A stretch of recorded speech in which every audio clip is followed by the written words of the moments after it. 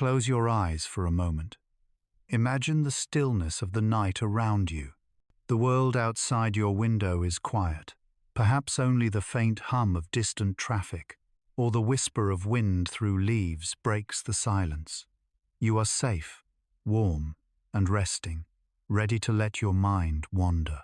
And tonight, our wandering will not be on Earth at all. It will be on another world, the red planet, Mars. For centuries, Mars has been a place of mystery and fascination. Even to the naked eye, it appears as a reddish ember in the sky, brighter than most stars, glowing steadily against the black canvas of space. To ancient peoples, it looked like a spark of war, a celestial soldier watching silently. In modern times, it became the frontier of exploration, the stage for science fiction and dreams of colonization. We have sent probes, landers, and rovers, and we have imagined footprints pressed into its rusty soil. Mars is not just a planet, it is an idea, a mirror for humanity's curiosity and courage. But tonight, Mars is not alone. There is a visitor, a traveler from the deep beyond. Its name is 3, I divided by Atlas, a comet unlike the familiar ones that return again and again. This one is interstellar. That means it comes from far beyond our solar system, from a region of the galaxy we cannot see or touch, carrying with it the dust and ices of another Sunday. Astronomers gave it the designation 3I, the third interstellar object ever recorded by human eyes.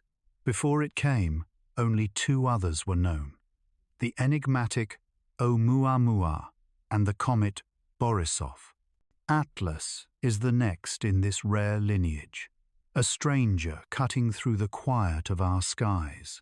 Now, imagine, if you will, that the path of Atlas does not pass harmlessly through the solar system as it did in reality.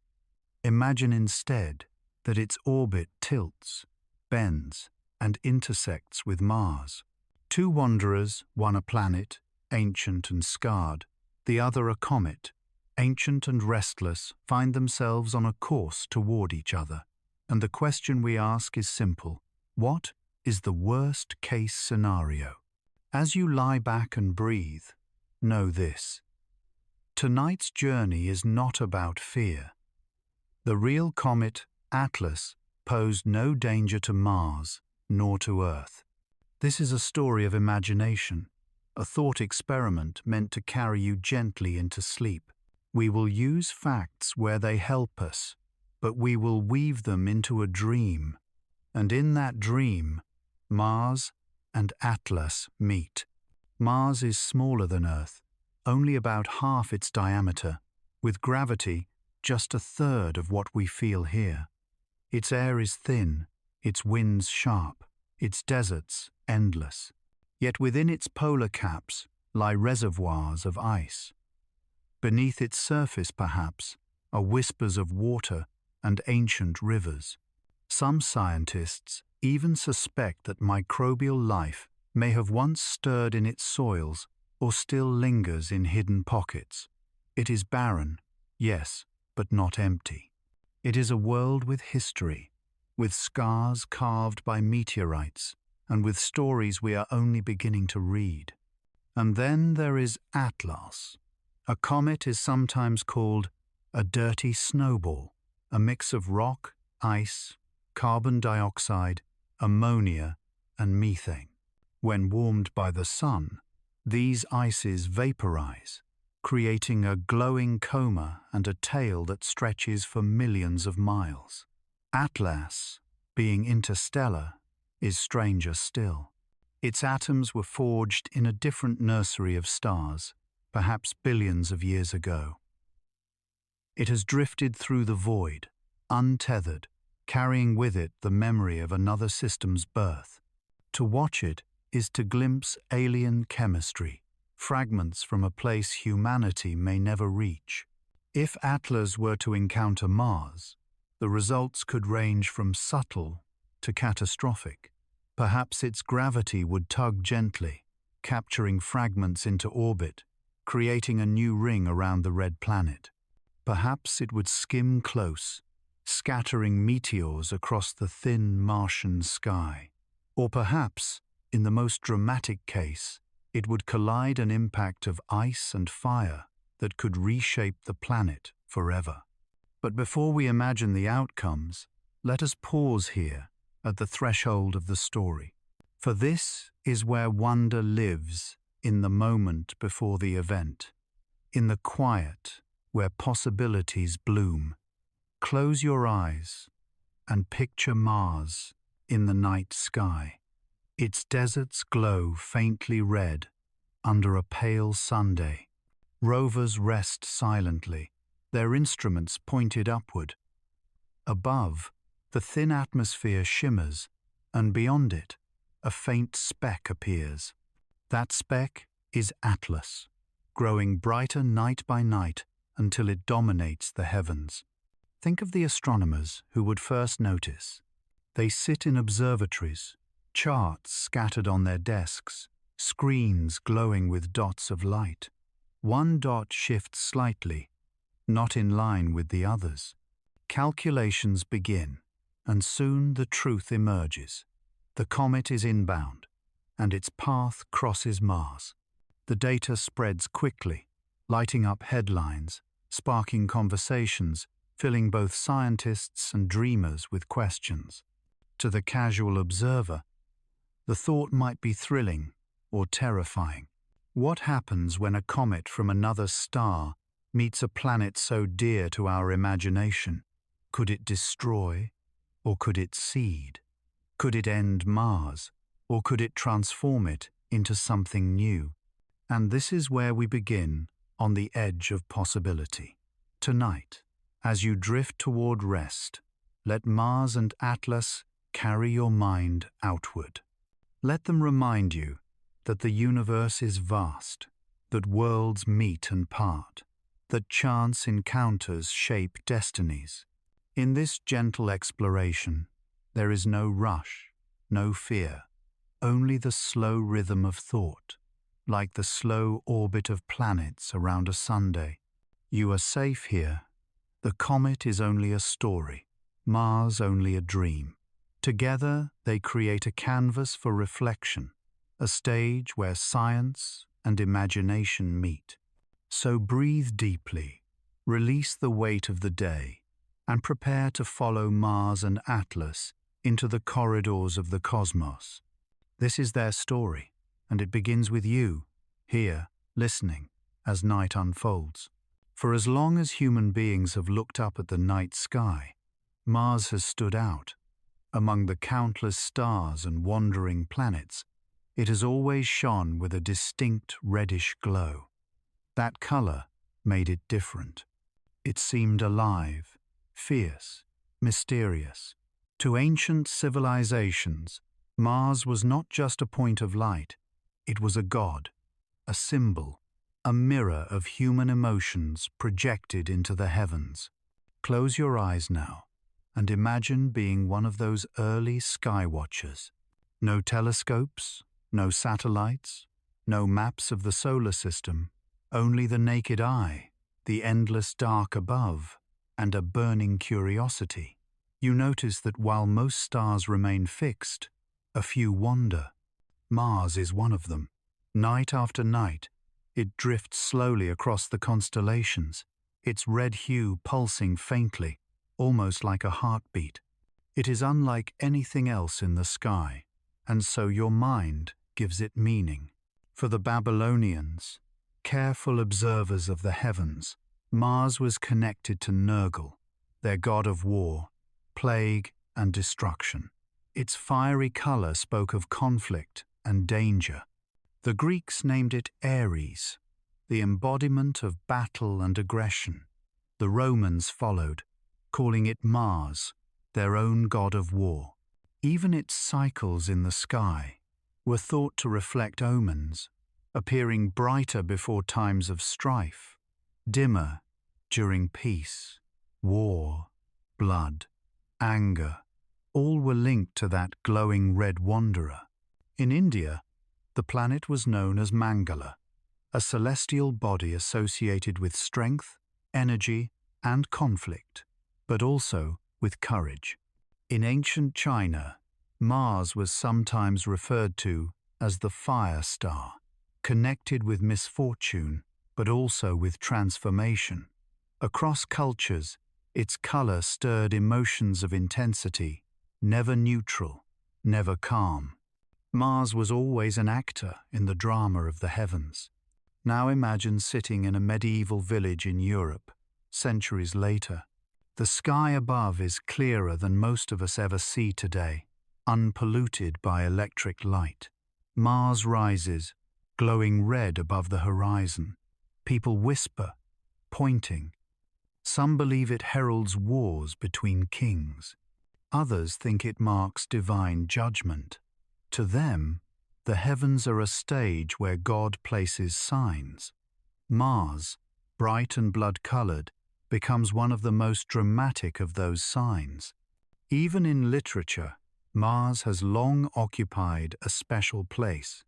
In Dante's Divine Comedy, Mars appears as the sphere of warriors and defenders of the faith. During the Renaissance, as telescopes began to reveal more of the universe, Mars became a puzzle to solve rather than just a symbol to fear. Galileo himself pointed his early telescope toward Mars, seeing a tiny disk rather than a point of light. That simple shift from symbol to world transformed Mars forever in human imagination. By the 19th century, telescopes had improved, and astronomers like Giovanni Schiaparelli began mapping Mars. He thought he saw straight lines across its surface, which he called canali. In Italian, the word meant channels, but in translation it became canals. Suddenly, the world wondered, were these artificial? Had Martians built vast waterways across their planet? Writers seized the idea. H.G. Wells imagined hostile Martians invading Earth in the War of the Worlds. Edgar Rice Burroughs dreamed of heroic adventures on a dying red planet in his Barsoom series. Mars became the ultimate canvas for science fiction, close enough to feel possible, alien enough to spark limitless wonder. For decades, people imagined entire civilizations living on its surface, canals glistening under its pale sun, war machines preparing to conquer Earth. It was the perfect stage for our hopes and fears about other worlds. But Mars is not only about conflict and invasion. In modern times, it has also become the symbol of exploration and new beginnings. When we dream of leaving Earth, Mars is often the first destination we imagine. Elon Musk speaks of making humanity multiplanetary, with Mars as our second home. Space agencies design landers and rovers, dreaming of future astronauts planting their flags in Martian soil. Children draw rockets flying there, their imaginations echoing the same awe our ancestors once felt when they saw its red glow. There is something irresistible about Mars. Venus may be closer, Jupiter more massive, Saturn more beautiful with its rings, but Mars feels reachable. It is cold, barren, and dangerous, yet not impossibly so. Its days are close to ours in length, its seasons somewhat familiar, its soil perhaps capable of growing crops if carefully managed. To many, Mars represents the next great chapter of human history, the planet where we may extend our story beyond Earth. And so, Mars lives in two worlds, the world of myth and the world of science. In myth, it is a god of war, a symbol of fear and transformation. In science, it is a real planet with mountains taller than Everest, canyons deeper than the Grand Canyon, and polar caps that grow and shrink with the seasons. In imagination, it is both battlefield and home. Now, as you breathe slowly, imagine Mars not as distant, but as close as if you were standing on its surface. The sky above is a pale orange, the sun small and weak. Dust swirls in the thin air. Ahead of you, the horizon glows faintly with the reflection of light on iron-rich soil. You turn your gaze upward, and you see something unusual. A streak of light, faint at first, begins to grow. It is 3I divided by Atlas, an interstellar visitor, drawing near. The thought is unsettling, but also thrilling. What would the ancients have said if they saw such a sight? Would they call it a god striking down Mars, or a marriage of two fiery wanderers? Would they fear the end of the world, or rejoice at a new beginning? Perhaps both. For us, the meaning is gentler. Mars and Atlas, together, remind us that the universe is alive with encounters. Planets, comets, stars, they are not fixed, but always moving, always intersecting. And just as we project meaning onto Mars, so too we project meaning onto Atlas. Together, they become a story, one that mixes myth, science, and philosophy into a single glowing image in the night sky. So, as you settle deeper into your bed, let Mars guide your imagination. See it not only as a planet, but as a canvas of human dreams. From ancient warriors to future explorers, from omens of war to promises of discovery, Mars has always been with us. And now, in our story, it has a new companion, a comet from the stars, bringing with it questions we have never asked before. Rest with that thought.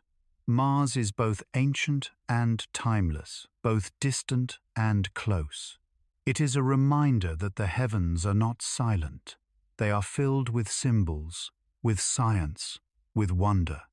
And as Atlas approaches, those symbols awaken again, ready to carry us deeper into the dream. In the endless darkness of interstellar space, where the light of suns fades into silence, there wander objects older than memory. They are not tethered to any star. They drift, aimless and eternal, crossing gulfs so vast that even light itself takes millennia to cover them. Most will never meet another world.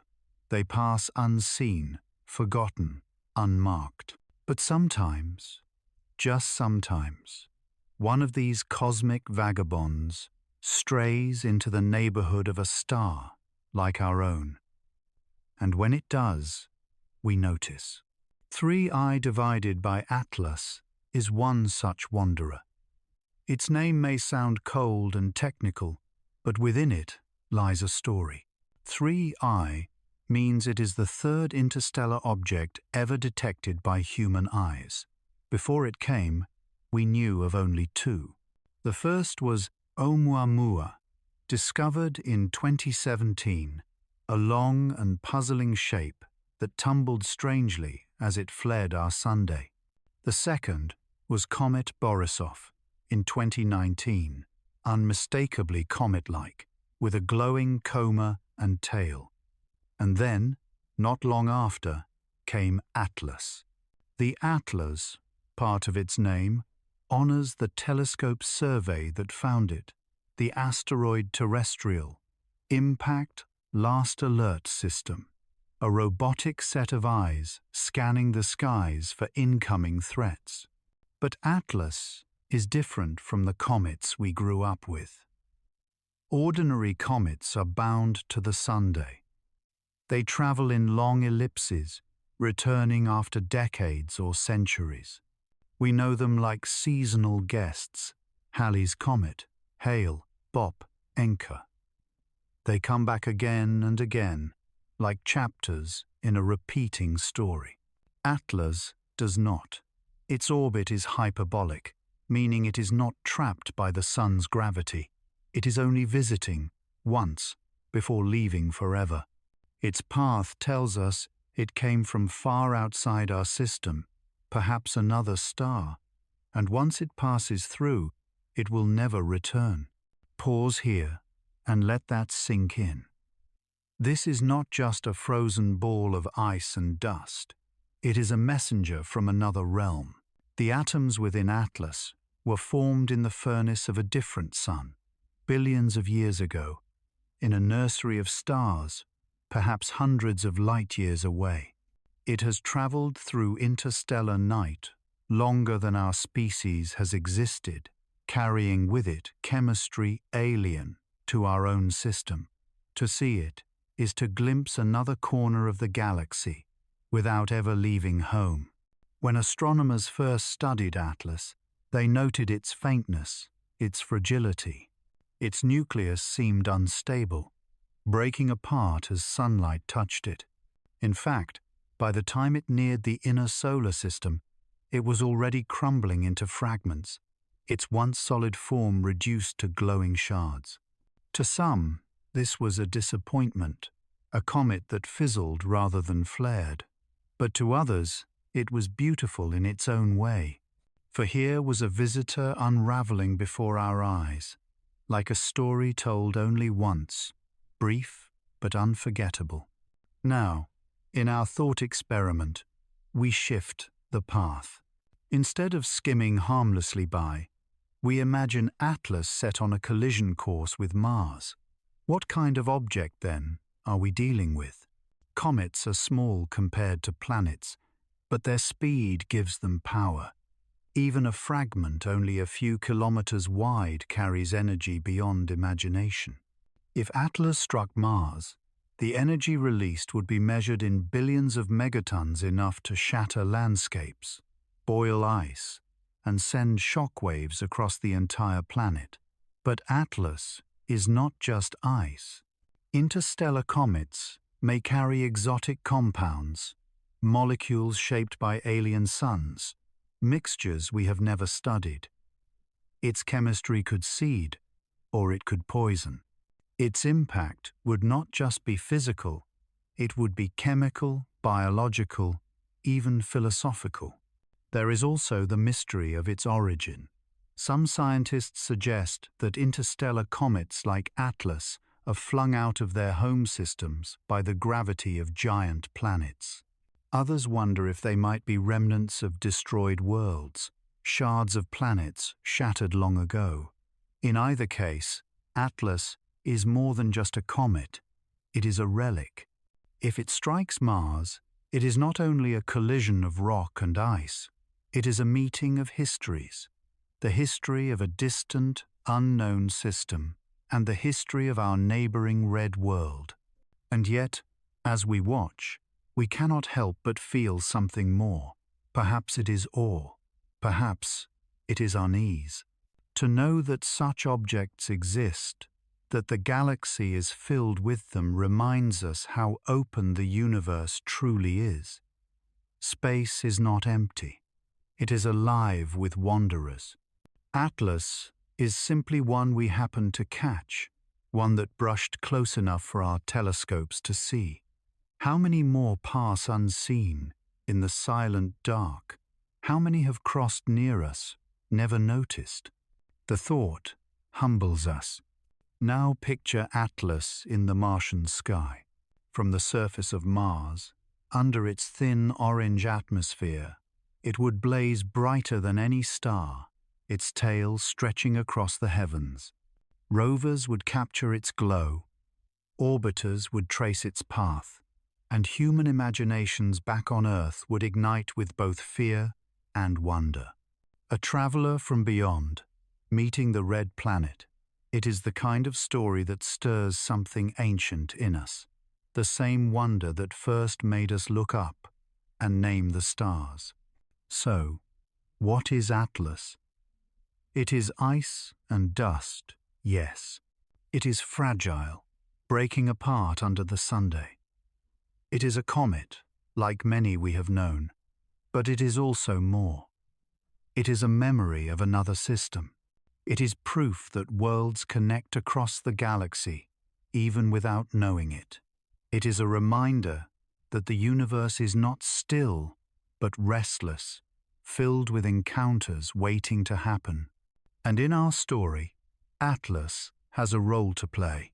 Mars awaits. The two paths cross. And we, here on Earth, get to imagine what comes next. As you breathe slowly, let that thought rest in your mind. A planet of rust and dust, a comet of ice and shadow. They are strangers, yet they meet. And their meeting is not only about destruction, it is about connection, chance, and the endless stories written in the stars. When we think of planets and comets, it is easy to imagine them as solitary travelers, each on their own route, each following its own rhythm. Yet the truth is more intricate, more graceful.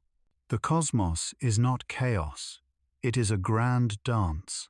Every planet, every moon, every wandering comet is a dancer on an invisible stage, guided by gravity's music. Sometimes the steps are predictable, rehearsed across millennia. But once in a while, a new dancer enters uninvited, unexpected, and the whole choreography shifts. Such is the case with 3I divided by Atlas and its imagined encounter with Mars. Let us begin with Mars itself, our reddish neighbor. Its orbit is steady, nearly circular, a measured pace around the Sun that repeats every 687 Earth days. Around it drift two small moons, Phobos and Deimos, moving like faint shadows across the Martian sky. Mars is reliable. Its path is not wild or eccentric. For billions of years, it has circled the Sun in calm rhythm, untouched by anything beyond occasional asteroid strikes. Now picture Atlas. It does not move in circles or ellipses like the planets. Its path is a hyperbola, a sweeping arc that plunges in from the far reaches of interstellar space, cuts through the solar system, and then vanishes outward forever. Unlike Mars, Atlas does not belong here. Its path is not measured in centuries, but in eons. Where Mars is steady, Atlas is fleeting. Where Mars is bound, Atlas is free. When astronomers plot their trajectories, they see two lines crossing the familiar oval of Mars and the sharp curve of Atlas. At first, the two seem distant, the lines running in different planes, tilted at angles. But as the comet draws nearer, the crossing grows closer, until it is clear the two paths will intersect. The dance floor of the cosmos has brought them together. This is where the poetry of orbits begins. Imagine gravity not as force but as rhythm. The Sun is the drummer, beating a steady pulse. The planets are dancers circling in time, their steps predictable, graceful, almost serene. Then Atlas sweeps in, like a dancer spinning wildly across the floor, offbeat, unpredictable, cutting across the circle. The music does not change, but suddenly the choreography feels different. There is tension, anticipation.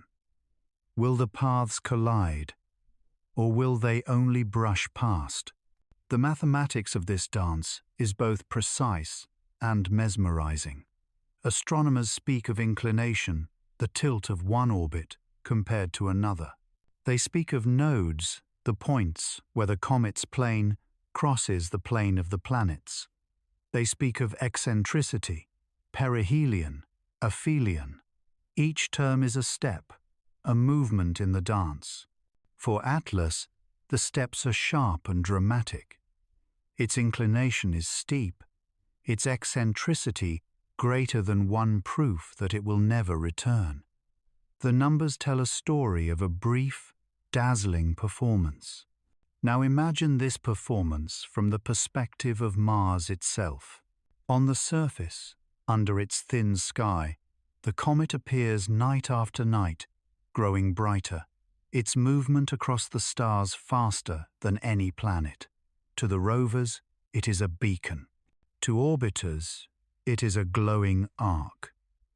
And if we allow our imagination to place human eyes on Martian soil, it becomes more personal. Picture an astronaut standing outside a habitat dome, gazing upward at the comet's tail stretching across the heavens. She knows the mathematics, she knows the risk, but in that moment, she feels only awe. The universe has brought a stranger into Mars's sky, and she is there to see it. The crossing paths are not only about beauty, they carry consequences. The closer the approach, the stronger the gravitational pull between Mars and the comet. Even if Atlas does not strike, its gravity might tug subtly on Mars's orbit, disturb the motion of its moons, or scatter fragments that streak into the atmosphere as meteors. The dance is delicate, and even near misses leave traces. There is also a sense of symmetry in this imagined scenario. For billions of years, Mars has waited its deserts silent, its canyons vast, its polar caps gleaming with frozen carbon dioxide. Into this stillness comes a traveler from another star. It is as though the planet, long silent in its rhythm, is briefly given a partner in the cosmic dance. The steps may be violent, yes, but they are also intimate, a meeting of two bodies across unimaginable distance. From Earth, astronomers would watch this dance with a mixture of dread and fascination. Telescopes on mountaintops, observatories in orbit, even backyard lenses would trace Atlas as it curved closer to Mars. News headlines would capture the anticipation. Interstellar comet nears red planet. Social media would overflow with simulations, artists' impressions, countdowns. For once, the world would be united in watching a performance not on Earth's stage, but in the heavens. But what makes the idea compelling is not only the science, it is the symbolism. The crossing of paths reminds us that nothing in the universe is entirely alone. Planets circle stars, comets cross orbits, galaxies merge, stars are born and die in clusters. Even the most solitary wanderer, like Atlas, eventually meets another. The universe is not static. It is an endless dance of encounters, separations, and returns. Imagine, too, the perspective of time. Atlas has been traveling for millions, perhaps billions of years. Mars has circled the sun in silence all that while, and yet, in this single moment, their paths align. The odds are so small, the timing so precise, that it feels almost like destiny. And yet it is not destiny. It is physics. It is the cold, impartial laws of gravity and motion. Still, to us, it feels like fate. As you breathe more deeply, let this image settle in your thoughts. A red world and a fragile comet, drawn together across the black ocean of space. Their paths cross only once. They will never meet again. But in that meeting, the universe writes a story of rhythm, chance, and fleeting connection. And when the dance ends, the floor clears. Mars continues its steady orbit, unhurried, unchanged. Atlas flies outward, fading into the dark, returning to the silence of interstellar night. The music continues, the planets keep their rhythm, and the dance of the cosmos goes on. For us, watching from afar, the lesson is gentle. We too are dancers, following paths we only partly understand. Our steps cross with others, briefly and beautifully. Sometimes those crossings bring joy, sometimes sorrow, but always they remind us that we are not alone, that life itself is part of the greater rhythm. So as you drift towards sleep, let the image remain: a comet from afar, a planet of rust, their paths crossing under the silent gaze of the stars. It is a dance you cannot hear, but you can imagine. And in imagining, you are already part of it.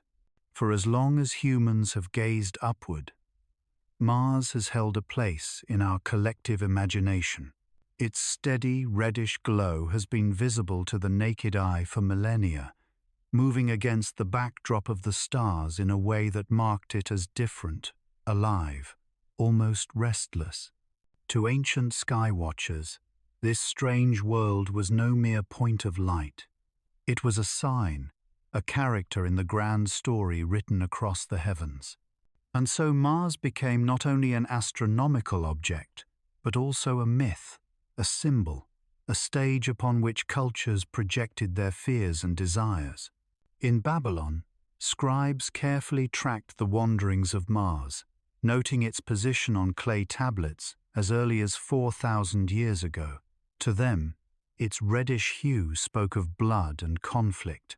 They linked it with Nergal, their god of war and plague, a deity of both destruction and fierce protection. When Mars shone brightly, kings and priests wondered what battles or disasters lay ahead. The planet was not just a speck of light, it was an omen of power and death. The Greeks, too, saw Mars as warlike. They named it after Ares, the god of battle, chaos, and violence. To the Greeks, the reddish gleam was the glow of blood spilled in endless conflict. In their myths, Ares was not beloved, he was feared, respected for his brute force, but often shunned for his cruelty. To see Mars glowing above was to feel the echo of battle cries, the clash of swords, the roar of warriors. The planet embodied a primal energy that civilization could not tame. The Romans inherited this association, but reshaped it. To them, Mars was more than just a god of war. He was a father of Rome itself. Mars was honored as the sire of Romulus and Remus, the mythical founders of the city.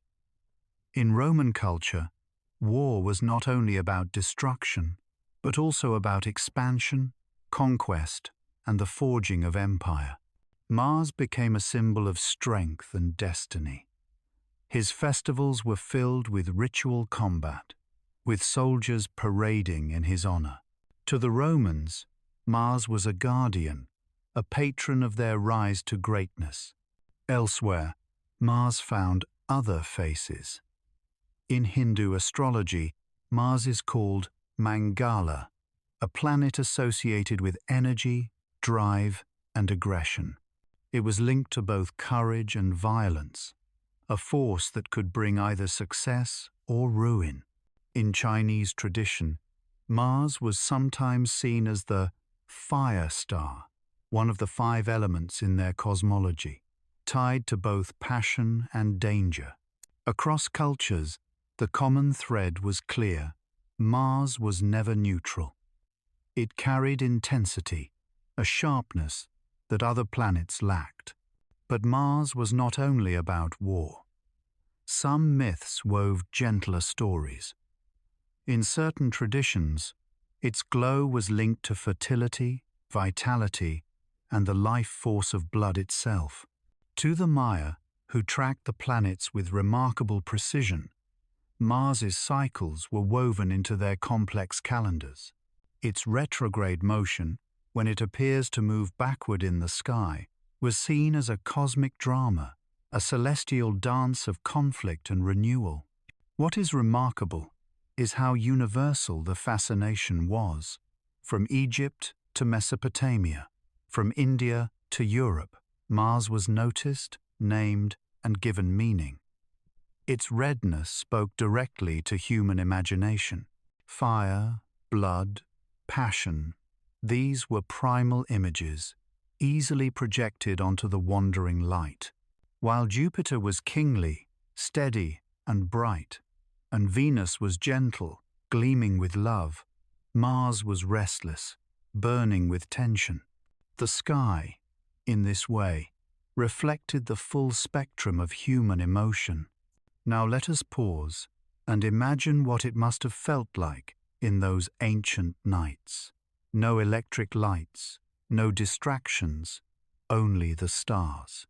A farmer looks up after a day's work, sees the red glow of Mars, and shivers. A priest records its position, interpreting its rise as the will of the gods. A soldier, on the eve of battle, prays beneath its glow, convinced that Mars favors his side. In each case, the planet is not distant rock. It is immediate, personal, powerful. Even today, Mars retains this aura. Think of how often it appears in our stories. From the canals imagined by Percival Lowell to the alien invaders of H.G. Wells's War of the Worlds, Mars has been a stage for both fantasy and fear. In films, novels, and artwork, Mars is rarely just another planet. It is a mirror of ourselves, our aggression, our ambition, our longing for adventure. In this way, Mars is both myth and mirror. The myths show us how our ancestors explained the unknown, filling the sky with gods and omens. The mirror shows us how we continue to use Mars as a screen for our imagination. When we dream of colonization, of reaching another world, we almost always dream of Mars. Its reddish deserts look like Earth's deserts. Its polar caps gleam with ice that whispers of water, and water whispers of life. It is harsh, but not unreachable, alien, but familiar. And so, when we imagine a comet like 3I divided by Atlas crossing paths with Mars, it becomes more than a hypothetical scenario. It becomes a collision of symbols. Mars, the warrior planet, patron of conflict and empire. Atlas, the stranger from another star, carrier of the unknown. Their meeting is not just celestial mechanics, it is myth meeting myth, story meeting story. To the ancients, such an encounter would have been the stuff of prophecy. To us, it is the spark of new questions. What would it mean for the red planet to receive such a visitor? Would we see it as danger or as destiny? As you settle deeper into rest, hold this image in your thoughts. The red star of war, glowing in ancient skies, its myths echoing through time, and the faint arc of Atlas drifting across, uniting past and present. The stories we tell of Mars remind us that the universe has always been more than physics. It has always been narrative, imagination, and the search for meaning. Mars, then, is not only a world. It is a symbol of ourselves, our violence, our courage, our ambition, our dreams. And when we pair it with Atlas, the interstellar stranger, we see that even in the vast, cold, dark, we are still storytellers, weaving myth from the stars. As 3I divided by Atlas sweeps inward from the outer reaches of the solar system, it is no longer just an abstract calculation on astronomers' charts. It becomes a presence, a faint smear of light that grows night by night, tracked by the patient vigilance of science. When the comet's path brings it closer to Mars, humanity's eyes sharpen. Telescopes pivot, satellites awaken, and rovers already resting on Martian soil prepare to witness what may be the most extraordinary celestial visitor in their lifetimes. Imagine the network of observatories scattered across Earth. In Hawaii, domes of white steel open like mechanical flowers to reveal glass eyes pointed skyward. In Chile, the Atacama Desert bristles with instruments, their mirrors so vast they drink in faint glimmers from billions of light years away. And now they turn towards something closer, though no less mysterious. In orbit, the Hubble Space Telescope and newer instruments add their gaze, snapping images of Atlas as it brightens. It is as if the entire planet leans forward, squinting into the dark to catch the stranger's silhouette. But Earth is not alone in this vigil. Around Mars itself, a fleet of orbiters circles the red planet. NASA's MAVEN, Europe's Trace Gas Orbiter, India's Mangalan, and even relic spacecraft from older missions all have instruments capable of scanning the incoming comet. They monitor changes in its brightness, detect gases streaming off its nucleus, and trace the faint plasma interactions with the Martian atmosphere. Suddenly, Mars is not just a silent neighbor, it is a front-row seat to a performance the solar system rarely stages. On the Martian surface, the story deepens. Rovers like Perseverance and Curiosity, designed for geology and atmospheric study, are now cast in a new role: skywatchers. Their cameras, usually aimed at rocks and dust, tilt upward to capture time-lapse sequences of a comet streaking through thin skies. The faint red glow of Mars is joined by the icy shimmer of Atlas. Imagine the first images beamed back to Earth, a comet's tail, delicate and otherworldly, stretching above Martian dunes. For a moment, Mars does not feel lifeless. It feels alive, part of the dance of the cosmos. Monitoring Atlas is not just about beauty, it is about precision. Astronomers feed the comet's coordinates into supercomputers, refining orbital models every hour. Slight changes in brightness hint at fragmentation. Jets of gas, erupting from its surface, can nudge its trajectory by subtle but measurable amounts. Each data point is precious, like beads strung into a necklace that, once complete, reveals the full curve of its path. Scientists speak in probabilities. A 1 in 1,000 chance of closer approach, a 1 in 10,000 chance of impact. The numbers are reassuringly small, yet they demand attention. There is also chemistry to consider. Spectrometers on orbiters and telescopes break apart Atlas's light into rainbows, searching for fingerprints of molecules. Water vapor, carbon dioxide, ammonia, cyanogen, all leave distinct signatures. If Atlas carries organics, complex carbon chains, it could be a courier of biology's building blocks from a distant star system. If it carries exotic compounds rare in our neighborhood, it could be a clue to how other worlds form. Every spectrum, every pixel, is a postcard from another corner of the galaxy. And then there is timing.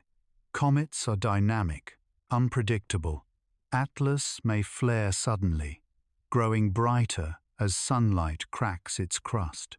Or it may fade, breaking apart into fragments too small to pose a threat. Astronomers know this uncertainty well. It is part of why comets remain both feared and loved, fragile snowballs that can dazzle or dissolve in an instant. As the days pass, monitoring becomes a form of meditation, watching, recording, waiting to see how the story unfolds. For the public, updates arrive in waves. News outlets carry nightly reports, displaying shimmering photographs and simulated trajectories. Social media becomes a global campfire where people share their own telescope images, their own awe. Hashtags trend. Memes appear, some light-hearted, some anxious. Across cultures and continents, people once again share the same sky. Behind the scenes, planetary defense offices prepare quietly. Even if Atlas poses no immediate danger, the protocols are rehearsed. Teams run simulations of what a deflection mission might look like. Engineers revisit schematics for kinetic impactors and nuclear devices. Space agencies hold joint meetings, their discussions calm but serious. Atlas is a teacher, reminding us of what vigilance looks like, even if the lesson ends peacefully. There is, too, a philosophical weight to the monitoring. For centuries, humanity feared comets as omens. Now, we track them with software, measure them with math, and photograph them with billion-dollar machines. Yet the feeling is the same. A stranger has entered our sky, and we cannot look away. The difference is not in our curiosity, but in our tools. We have replaced priests with astronomers, clay tablets with data servers, but the awe remains untouched. Imagine, finally, the moment when Atlas brushes closest to Mars. From orbit, spacecraft capture its tail sweeping behind the red planet like a veil. From Earth, telescopes show a faint but certain glow. Astronomers announce, the crossing is safe, the danger minimal, but the significance immense. We have not only watched a comet, we have watched an interstellar comet meet another world. Mars and Atlas, two strangers, briefly sharing a stage. And when the comet departs, vanishing back into the deep night, what remains are the records, terabytes of data, millions of images, stories told in classrooms and documentaries. The monitoring does not end. When the light fades, it continues in laboratories, in equations, in the imagination of future scientists who will build upon what was learned.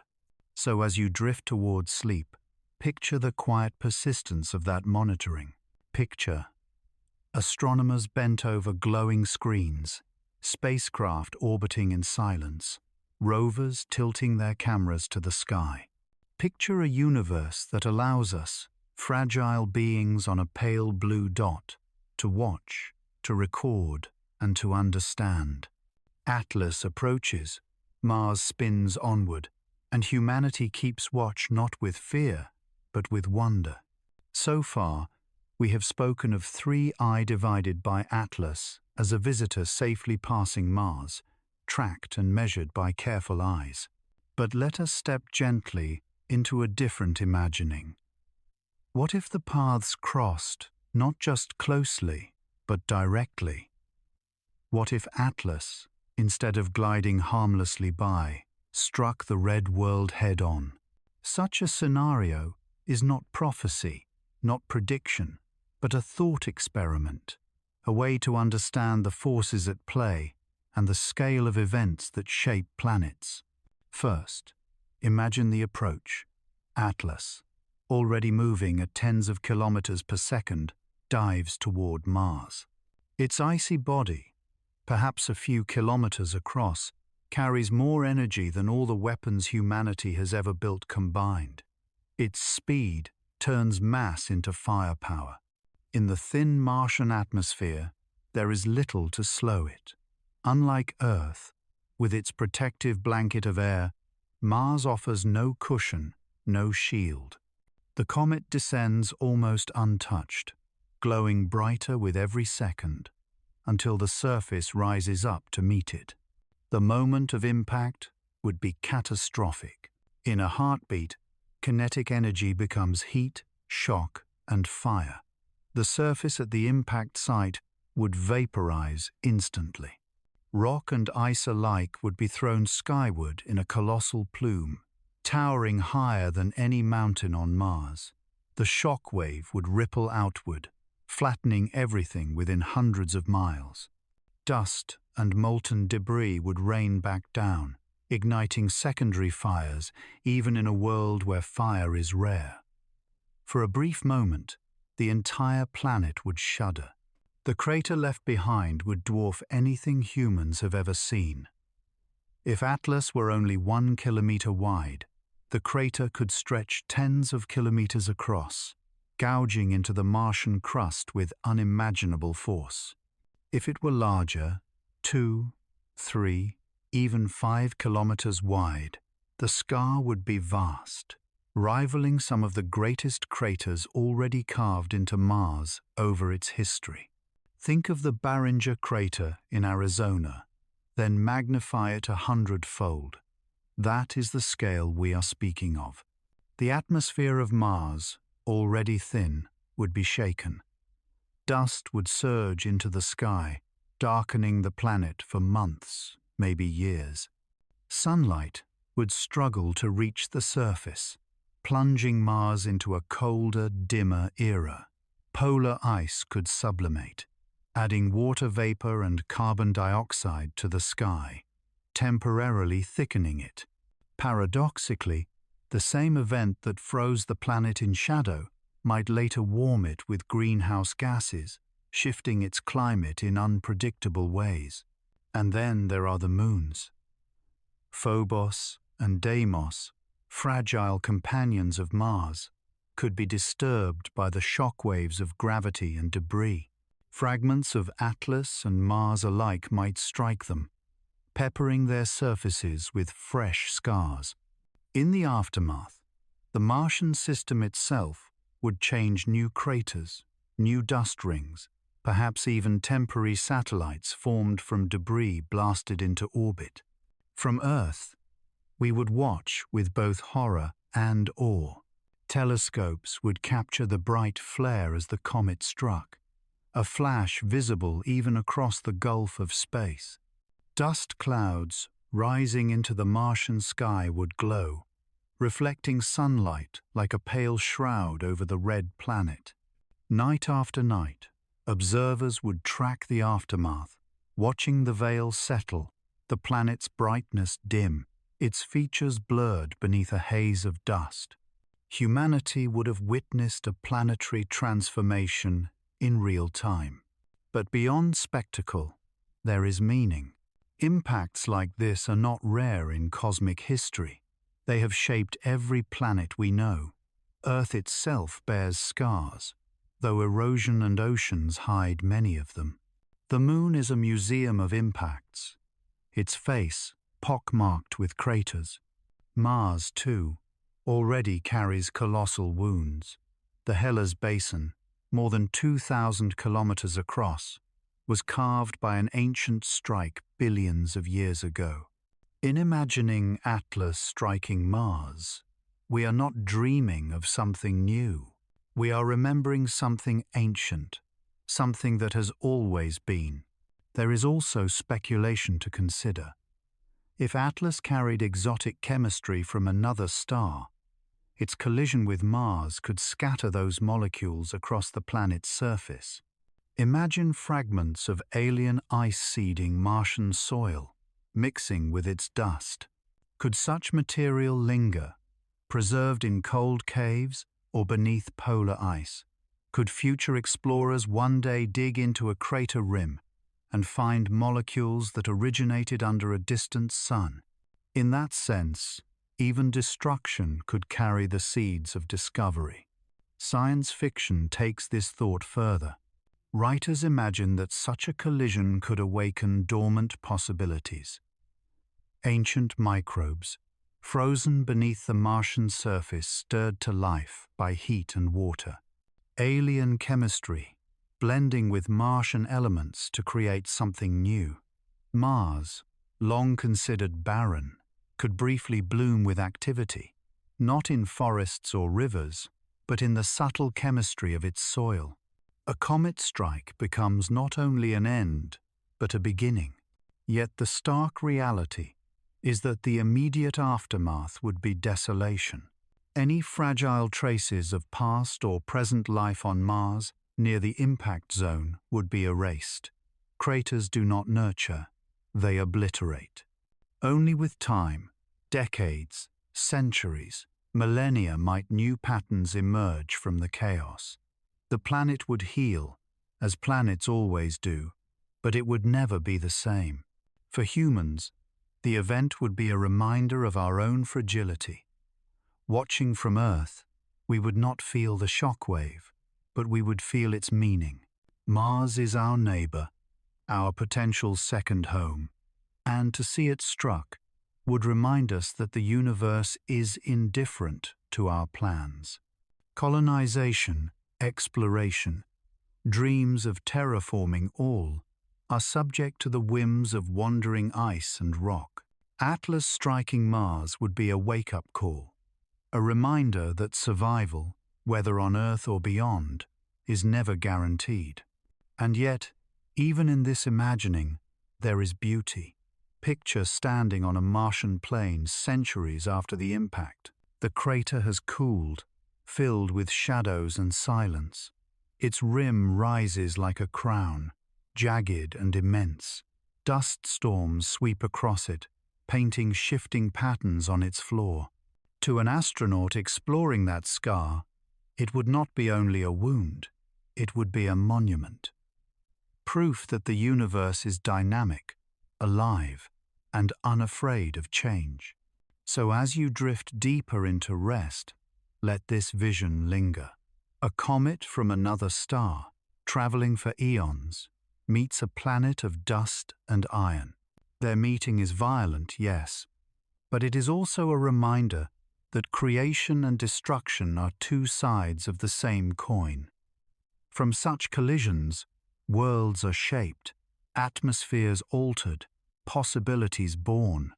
Atlas striking Mars is not an ending. It is another chapter in the long story of a restless cosmos. When we imagine a comet like 3I, divided by Atlas striking Mars, the first thoughts are of immediate devastation. The crater, the fireball, the shockwave. But the deeper story unfolds, not in seconds or hours, but in weeks, years, and even millennia afterward.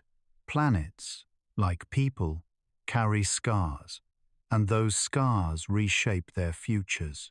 For Mars, already a world of delicate balance, the consequences of an impact could ripple through its climate and surface in profound ways. Let us begin with dust. Mars is already famous for its dust storms fine. Rust-colored particles lifted into the thin atmosphere by gusts of wind. Sometimes these storms engulf the entire planet, turning its skies opaque for months. A comet strike would intensify this dramatically. Imagine the impact plume blasting trillions of tons of dust and rock high into the air. On Earth, gravity and a thicker atmosphere would pull much of it down within weeks. But Mars, with its weaker pull and tenuous air, would hold the dust aloft far longer. The sky would dim, sunlight would weaken, and temperatures would plummet. This global cooling is what scientists call an impact winter. On Earth, the Chicxulub impact 66 million years ago likely plunged the planet into years of cold darkness, contributing to the extinction of the dinosaurs. On Mars, already colder than Earth, the effect would be even starker. Polar caps might expand, spreading frost farther toward the equator. Water frozen beneath the surface could stay locked away for centuries longer. Any microbes, if they exist beneath Martian soil, would retreat deeper, waiting out the chill. Yet impacts also bring paradoxes. While dust cools, gases can warm. If Atlas carried abundant carbon dioxide, methane, or ammonia, its vaporization could enrich the Martian atmosphere with greenhouse gases. For a time, Mars's air might thicken, trapping heat. Some models suggest that repeated impacts in ancient history may have temporarily warmed Mars enough for rivers and lakes to form. Could Atlas, in this imagined future, spark a brief revival? Could the red planet, for a few decades or centuries, become less hostile, more Earth-like, before cooling again? The surface would change dramatically. The impact crater itself would become a vast basin, its rim towering like jagged mountains, its floor melted into strange, glassy plains. Around it, secondary craters would pockmark the land where fragments fell back down. Dust and debris would blanket regions thousands of miles away, smoothing valleys, burying canyons, and layering the surface with a new geological chapter. To future explorers, the ground would tell a story. Here, a comet came from beyond the stars, and here, Mars was remade. Water is another part of this story. Mars still holds ice at its poles, beneath its surface, even hidden in shadowed craters. A comet strike could release much of it. The heat of impact might melt subsurface ice, creating temporary floods. Torrents of water could carve channels, reshape valleys, and fill basins before freezing again. For weeks or months, Mars might weep liquid water across its face, a fleeting reminder of the rivers it once had billions of years ago. Over the long term, the impact would add to Mars's already scarred geography. The planet is a museum of wounds. Olympus Mons, the tallest volcano in the solar system, sits near Tharsis, a region lifted by ancient eruptions. Valles Marineris, a canyon system deeper and longer than Earth's Grand Canyon, is a scar of tectonic stress. And then there are the basins Hellas, Argyre, Isides, each a reminder of colossal strikes in the distant past. The Atlas crater would join this gallery, a new monument to cosmic violence. Climate change on Mars is not like climate change on Earth. On Earth, life itself complicates the system, buffering or amplifying shifts. Mars has no forests, no oceans, no ecosystems to respond. Its climate changes slowly, mechanically, driven by physics and chemistry alone. A comet strike disrupts this stillness, adding sudden chaos, but eventually, the chaos settles. Dust falls. Gases dissipate. Ice refreezes. Mars, indifferent as ever, returns to silence. From a human perspective, the consequences are layered. For colonists dreaming of living on Mars, an impact could be both a disaster and an opportunity. Dust-choked skies would make solar power unreliable, forcing reliance on nuclear or geothermal energy. But thicker air, if greenhouse gases lingered, could make the planet slightly more hospitable. New craters could expose minerals and ices buried deep, resources waiting to be harvested. In tragedy, possibility would emerge. And then there is the psychological impact. To live on Mars and witness such an event would be unforgettable. Imagine standing within a sealed dome, watching the sky darken, the planet shiver, the world around you altered in weeks. Colonists would tell their children, "We lived through the time the comet came." Myths would form, stories retold, the Atlas strike becoming a chapter of Martian identity. Just as Earth civilizations once told of comets as omens, Mars's first settlers might speak of Atlas as both destroyer and creator. From Earth, the view would be humbling. Telescopes would show the dust cloud veiling Mars, the planet fading to a dim reddish smudge. For years, astronomers would track its slow recovery, measuring how the climate adjusted, how the surface evolved. Papers would be written, debates held, simulations refined. The event would become a reference point. This is what happens when worlds collide. But beyond science and colonization, there is something deeper. A comet striking Mars reminds us that planets are not static, they are stories in motion. Mars, which seems so still in our telescopes, is not frozen. It is alive with change, though on timescales slower than human lifespans. Impacts accelerate that change, writing new chapters suddenly, violently, but undeniably. And perhaps this is the quiet lesson. Just as Mars is reshaped by impacts, so are we reshaped by our encounters, unexpected events that scar us, change us, and make us new. Mars does not resist the comet. It absorbs it, transforms, and continues. In that, there is a kind of resilience we can learn from. So as you drift into sleep, picture the red planet veiled in dust, its skies dark, its surface remade. Picture rivers of meltwater flowing briefly, then freezing, leaving behind new canyons and lakes. Picture the silence that follows, as the planet, wounded but enduring, carries its new scar into the future. Mars changes, the comet departs, and the cosmos continues its slow, restless dance. When a comet like 3I divided by Atlas brushes close to Mars or, in our imagining, collides with it, the consequences extend far beyond the red planet. Though Earth lies millions of miles away, our eyes, our dreams, and our future are tied to Mars. What happens there inevitably ripples here, shaping not only science, but also the trajectory of human exploration. Let us begin with the scientific impact. If Atlas were to strike Mars, the data collected would be unprecedented.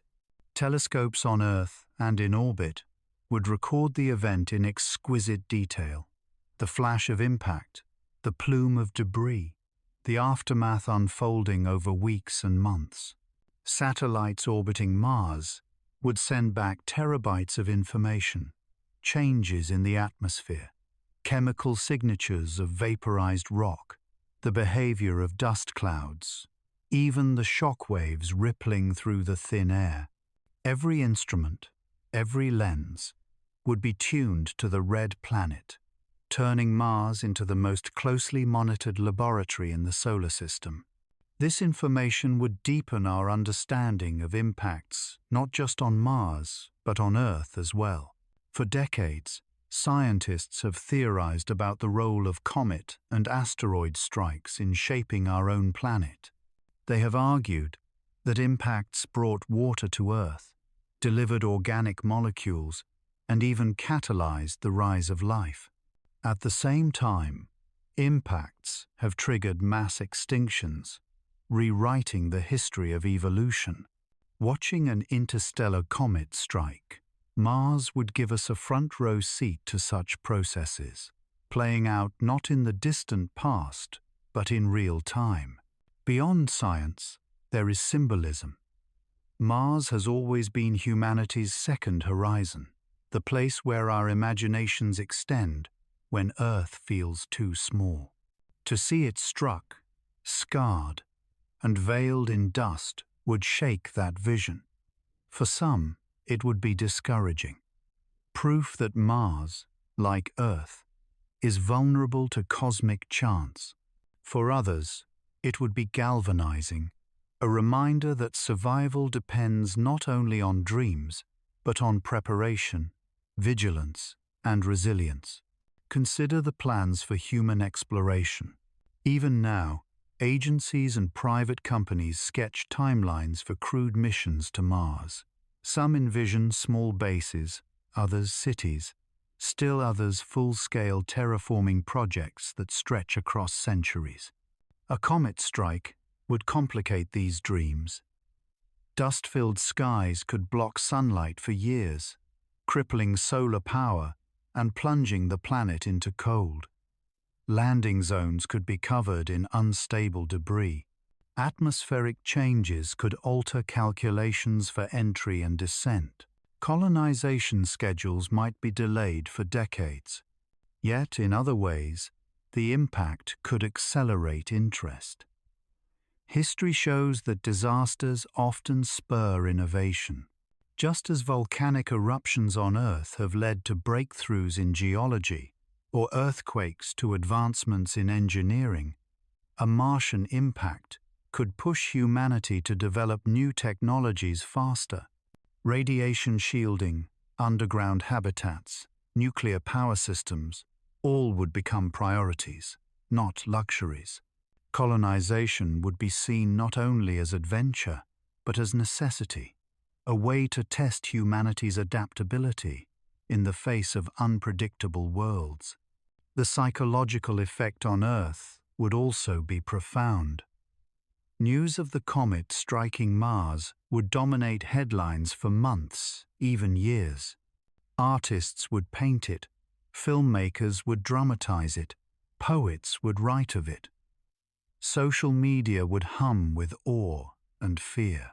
For once, the vastness of space would not feel distant. It would feel close, immediate, part of our shared human experience. Children would look up at the night sky differently, their imaginations ignited by the idea that worlds can change in an instant. A generation might grow up dreaming not just of visiting Mars, but of protecting it. Diplomatically, the strike could become a unifying force. Nations often compete in space, but a comet impact would remind us of shared vulnerability. Just as international cooperation has grown around climate change and planetary defense, so too might Mars become a project of common stewardship. Agencies would pool resources to study the impact, design new missions, and plan future colonization. A scar on Mars could become a bond on Earth. There are darker possibilities too. Some might view the strike as a warning, an omen of our own fragility. Conspiracy theories would bloom, claiming the impact was engineered or that Earth might be next. Fear could spread, just as it did in 1910 when people panicked over Halley's Comet. But fear can be transformed. With clear communication, with science shared openly, the narrative could shift from doom to determination. We saw what happened to Mars. We will not be unprepared on Earth. Philosophically, the consequences reach even further. Watching Mars altered by Atlas forces us to confront the truth that planets are not eternal sanctuaries. They are participants in the restless dance of the cosmos. Earth, too, is vulnerable.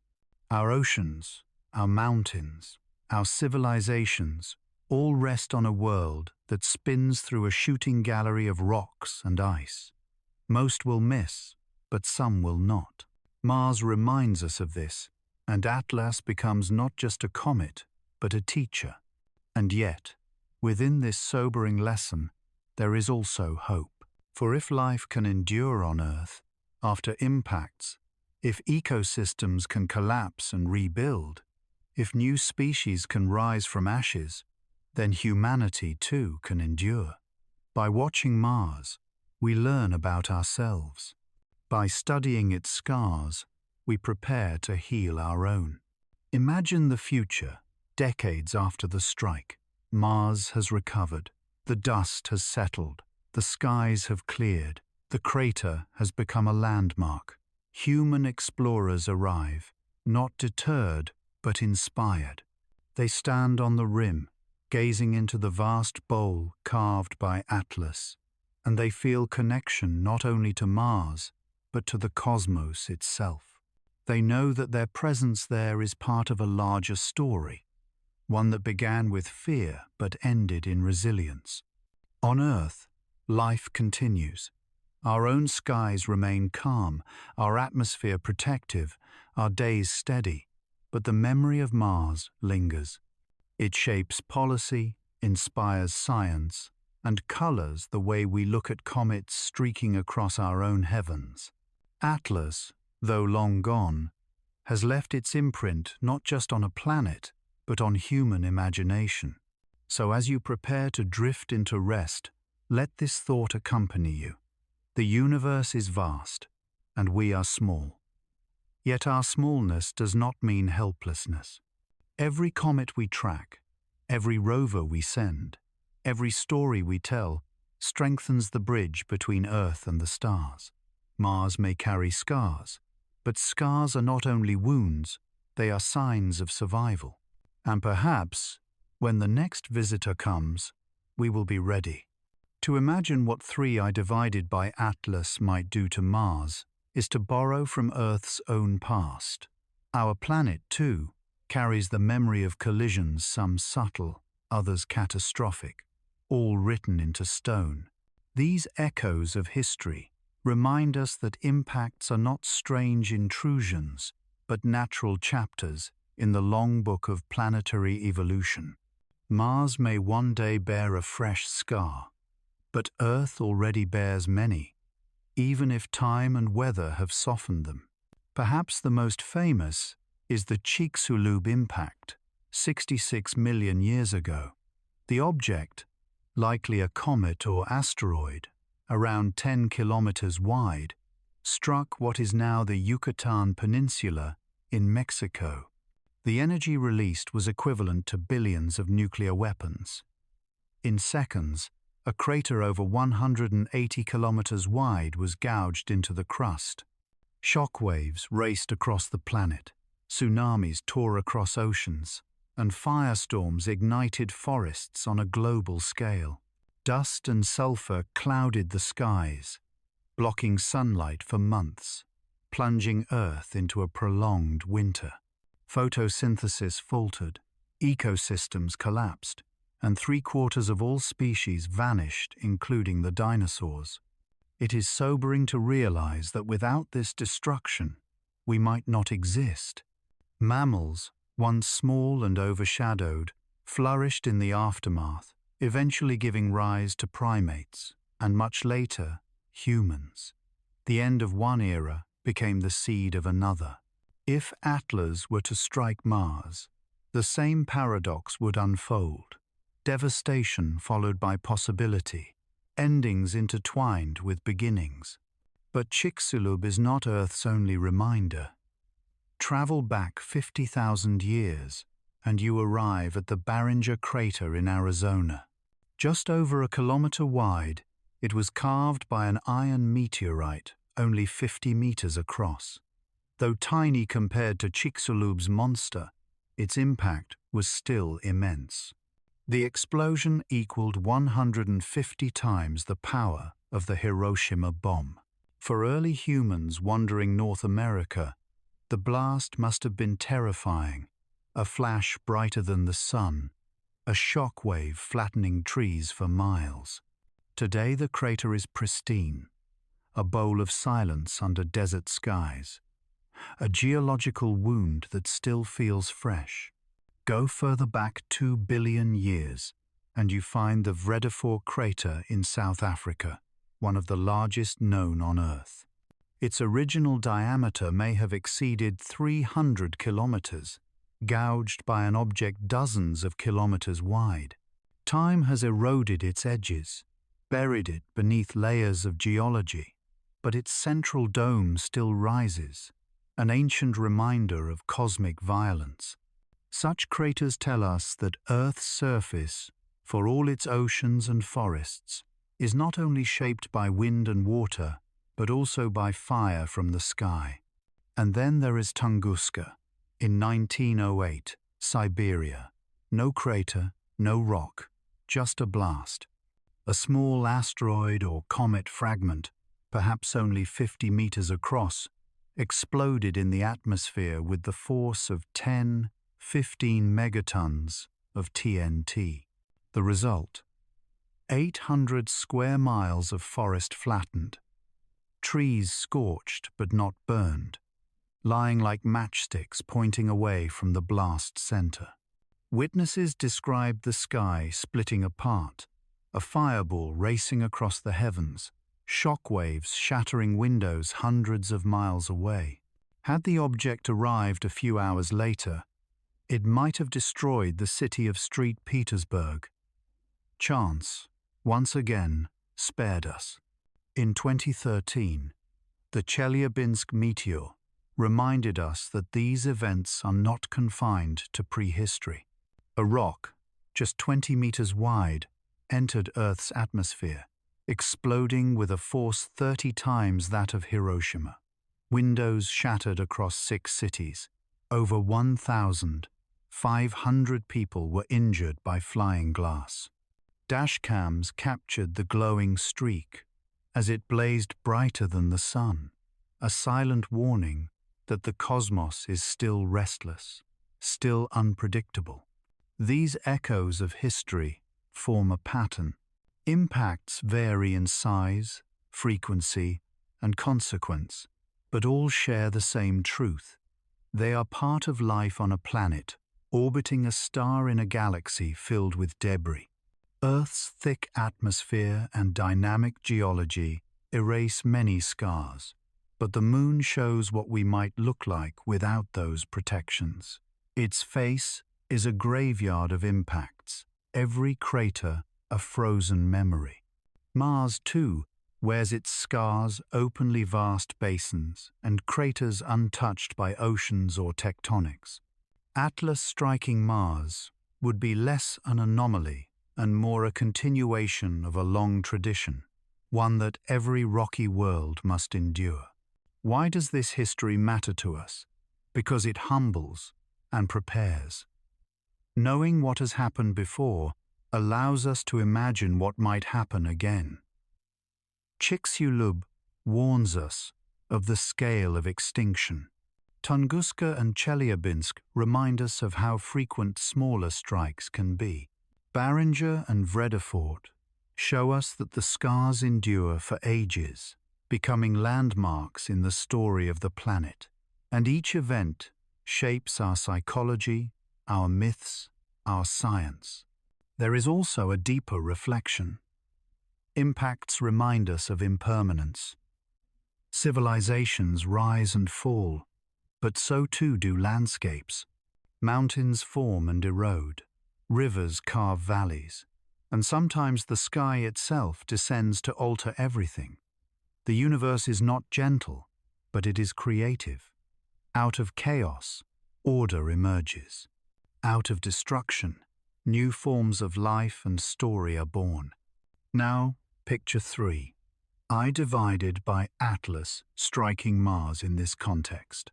The crater would join a gallery that spans planets. Scientists would compare its scale to Chicxulub, its chemistry to Borisov, and Oumuamua, its legacy to Barringer and Tunguska. Students of the future would study it in textbooks alongside Earth's own scars, learning that impacts are not isolated tragedies, but shared experiences across worlds. Mars and Earth would feel less like separate planets and more like siblings, united by the same cosmic challenges. For humanity, this knowledge might foster resilience. We know impacts can be devastating, but we also know life endures. Forests regrew after Tunguska. Humans thrived after Chelyabinsk. Mammals flourished after Chicxulub. The message is not that destruction is avoidable, but that it is survivable, and sometimes, strangely, fertile ground for transformation. As you breathe more deeply, let this reflection settle. Earth's past is written in stone and sky.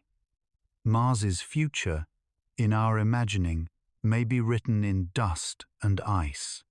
And comets like Atlas are the ink, tracing patterns across the solar system. To study them is to read the oldest chapters of our story, chapters written not by human hands but by the cosmos itself. So rest tonight with this thought. The craters we see are not just wounds, they are memories. Memories that tie us to the universe, to Mars, to every world struck and reshaped by chance. Atlas, whether it strikes or passes by, becomes part of this lineage, part of the poetry of impacts that has always shaped the planets and always will. When we think of a comet striking a planet, the images that come to mind are often those of fire and destruction explosions, shock waves, and dust clouds veiling the sky. And yes, Those are real consequences.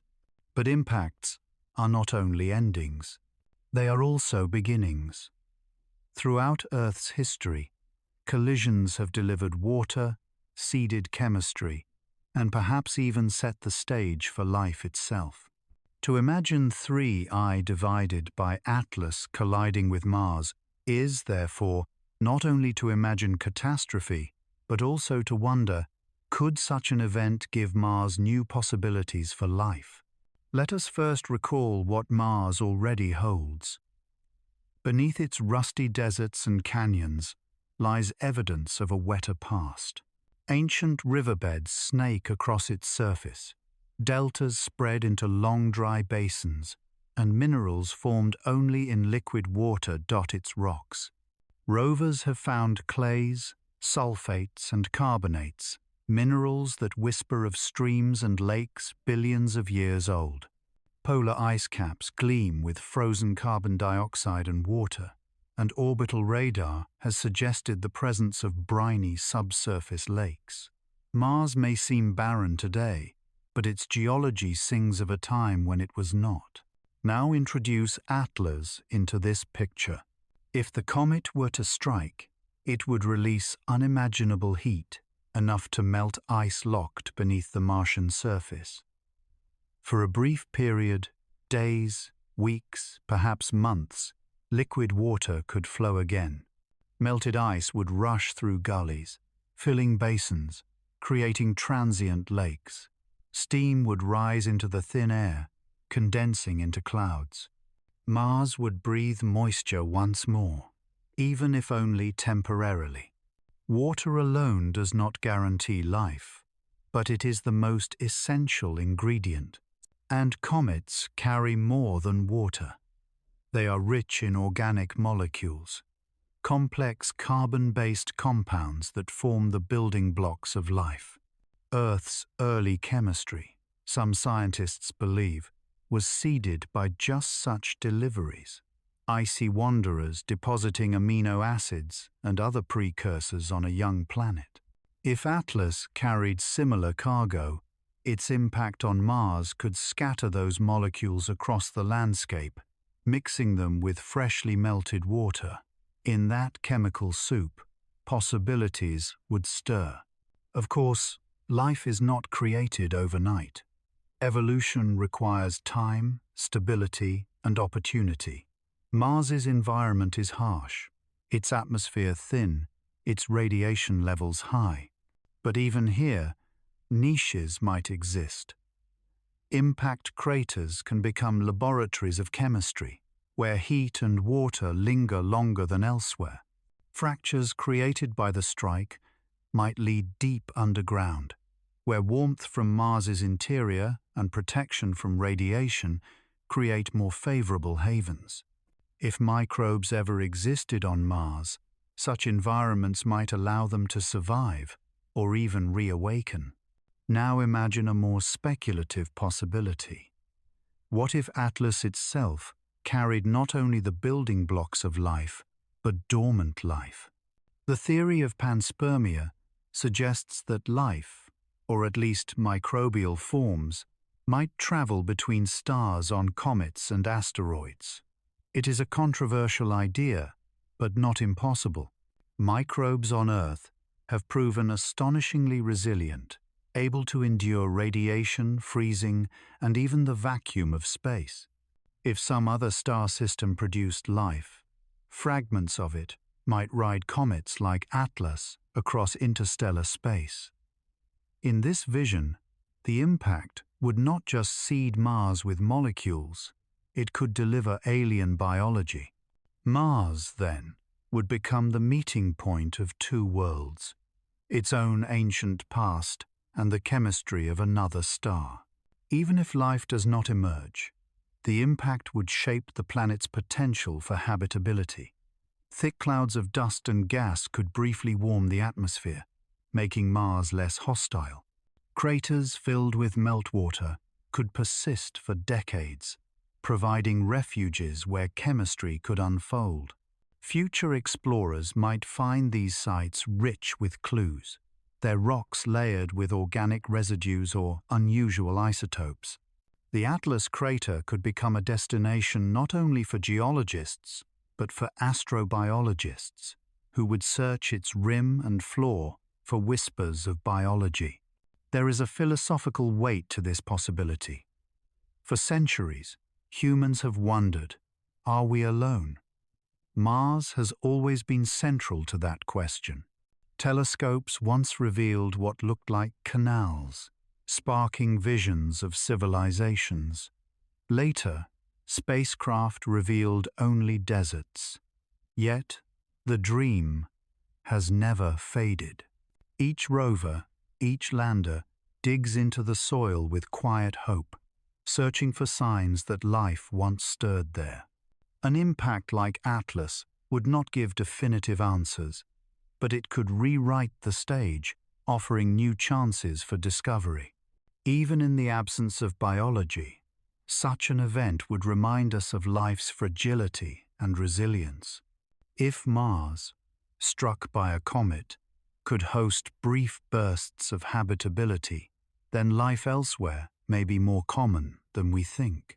Perhaps in other systems, planets endure similar collisions, each one a spark for chemistry, each one a rehearsal for biology. The galaxy could be littered with worlds where comets have played midwife to life. For humanity, the implications extend to exploration. Colonists arriving on Mars after such an event would not only face challenges of dust and cold, they might also confront questions of contamination and discovery. If organics or microbes from Atlas mixed with Martian soil, how could explorers study them without interfering? What if Mars became not just a destination, but a laboratory for alien chemistry? The ethics of exploration would deepen, forcing us to weigh curiosity against caution. And yet, there is beauty in the vision. Picture standing at the rim of the Atlas crater, centuries after the strike. The dust has settled, the skies are clear. In the crater's depths, a frozen lake glitters beneath a thin veil of ice. Around its edges, strange minerals gleam, colors unseen elsewhere on Mars. Perhaps, if you leaned close with instruments, you might even detect traces of complex molecules, faint, fragile, but undeniable.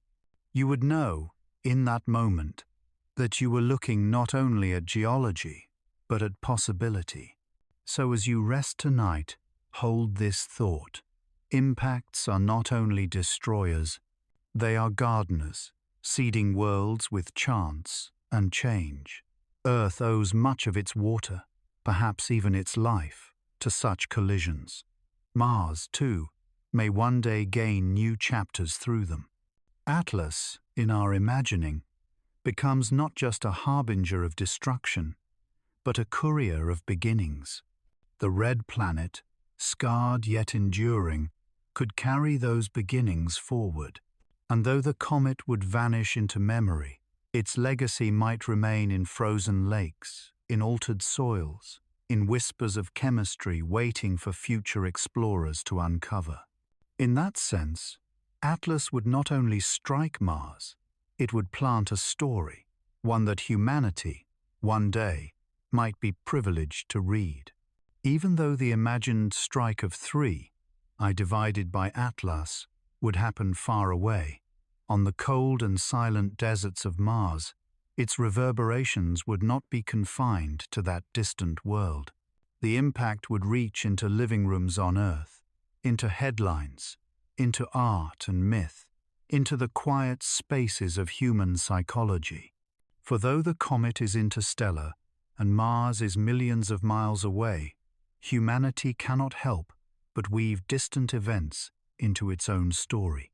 Let us begin with the immediate reaction. Imagine the day of the collision. Telescopes capture a flash, brighter than anything ever seen on Mars. News channels interrupt programming, showing simulations of dust plumes rising, of craters forming, of Mars veiled in smoke. Social media floods with astonishment. Images, videos, commentary in dozens of languages. Hashtags trend worldwide. The event becomes not just a scientific moment, but a cultural one, a shared spectacle for an entire planet. In the days that follow, a quiet unease spreads. If Mars can be struck so violently, could Earth not also? Commentators draw comparisons to Chicxulub, to Tunguska, to Chelyabinsk. Politicians speak of planetary defense. Scientists appear on talk shows, explaining orbital mechanics and probabilities. Parents reassure children who have nightmares of comets streaking through their own skies. The impact becomes a mirror, reflecting our deepest awareness of fragility. Psychologists know this effect well. It is called mortality salience, when people are reminded of the inevitability of death individually or collectively. A comet impact on Mars would heighten this awareness across societies. Some would respond with fear, stockpiling food, obsessing over disaster films. Others would respond with awe, rediscovering spirituality, seeking meaning in a universe that feels suddenly alive and unpredictable. As always, fear and wonder are twins, born of the same spark. But cultural responses go deeper. Art, music, and literature would blossom with comet imagery. Painters would imagine the scar on Mars, glowing in surreal colors. Poets would write of fire from the sky, of red planets reborn in dust. Musicians would compose symphonies of impact movements that begin in silence, swell into chaos, then dissolve into fragile calm.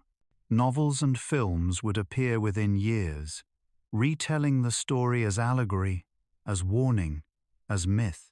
The impact would not remain a scientific report. It would become a cultural touchstone. Religions, too, would find meaning. Some traditions might see the strike as a sign of divine power, a reminder of creation and destruction. Others would weave it into prophecy, imagining new timelines shaped by celestial omens. In sermons, the comet might become a metaphor for humility, for the smallness of human ambition beneath the vastness of the cosmos.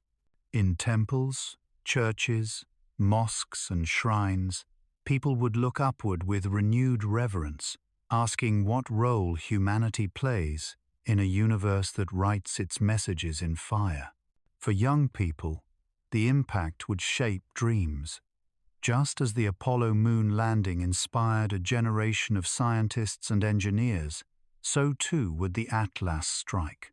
Children would grow up fascinated by comets, by Mars, by the possibility of planetary defense.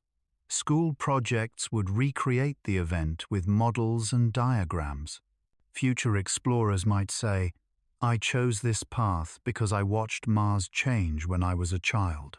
What begins as fear can transform into inspiration, sowing seeds for the future. There would also be political consequences. Governments, reminded of planetary vulnerability, might invest more heavily in space programs. NASA, ESA, Roscosmos, ISRO, CNSA, all would speak of vigilance, of cooperation, of readiness. Funding for telescopes would rise, not as luxury, but as necessity. International treaties might be proposed, focusing on planetary defense and cosmic monitoring. A scar on Mars could become a contract on Earth, binding nations together in recognition of shared risk. But not all responses would be rational.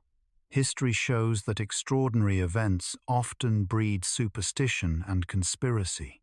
Some would claim the impact was hidden evidence of alien intervention.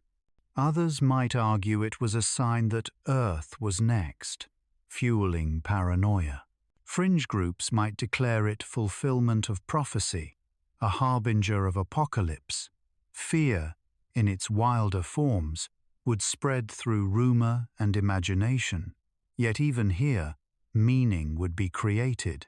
Humanity, it seems, cannot resist turning the unknown into story. The psychological weight would also express itself in subtler ways.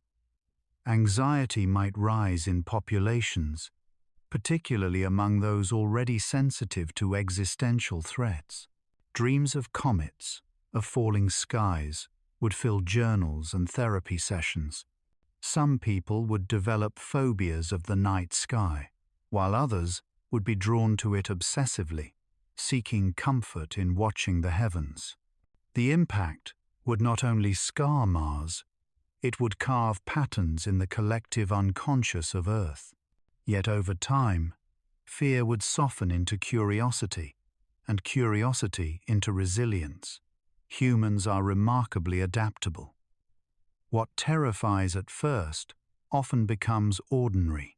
Just as volcanoes, earthquakes, and hurricanes are accepted as part of Earth's rhythm, so too would comet strikes be recognized as part of cosmic rhythm. The initial shock would fade, leaving a quieter awareness that we are small, that we are fragile, and that this fragility gives life its beauty. The cultural impact would be long-lasting. Generations later, the Atlas strike would be taught in schools, alongside the Chicxulub extinction and the Apollo landings. Artists would continue to reference it. Cities might name streets, parks, or monuments after the event Atlas Crater Park, Comet Plaza, the day Mars changed. The impact would join the gallery of human myth-making, transformed from catastrophe into symbol. There is a lesson here about how we respond to fear. We cannot control the cosmos. We cannot prevent comets from wandering, nor stars from burning, nor galaxies from colliding. But we can choose how we weave these truths into our story. Fear can paralyze, or it can inspire. It can fracture societies, or it can unite them. The strike of Atlas on Mars, though destructive, would also be an opportunity, an invitation to grow wiser, humbler, more prepared. So, as you let your body relax into stillness, picture Earth's response. News anchors whispering of the comet, children drawing it with crayons, poets writing by candlelight, scientists staying awake through long nights of data. Picture billions of eyes lifted to the same sky, feeling the same awe. In that shared gaze lies something profound, a recognition that we are not just individuals, but a species, alive together in a fragile world beneath a restless universe. Atlas would come and go, Mars would change, but Earth, watching, would be changed as well, not by dust or impact, but by imagination, psychology, and culture. And perhaps that is the deepest truth, that even events millions of miles away can shape the way we live, love, and dream right here at home. For centuries, whenever humanity has faced the unknown, it has turned to stories. Science tells us what might happen, but fiction imagines what could happen. When telescopes first revealed faint markings on Mars, people imagined canals built by ancient civilizations. When radio waves carried Orson Welles' War of the Worlds in 1938, millions briefly believed that Martians had landed. And when a comet like 3, divided by Atlas, enters the stage, imagination races once again, blending fear, hope, and wonder into visions of futures that science alone cannot provide. Let us begin with the simplest scenario: a scarred Mars transformed into a new setting for stories. Writers might imagine explorers arriving at the Atlas crater centuries from now, building cities along its rim, carving habitats into its walls. The crater could become a Martian version of the Grand Canyon, a landmark not only of geology but of mythology. In fiction, settlers might tell children bedtime stories of the day the sky caught fire, of how Mars was reshaped by a wanderer from the stars. The crater would become more than a wound. It would become identity.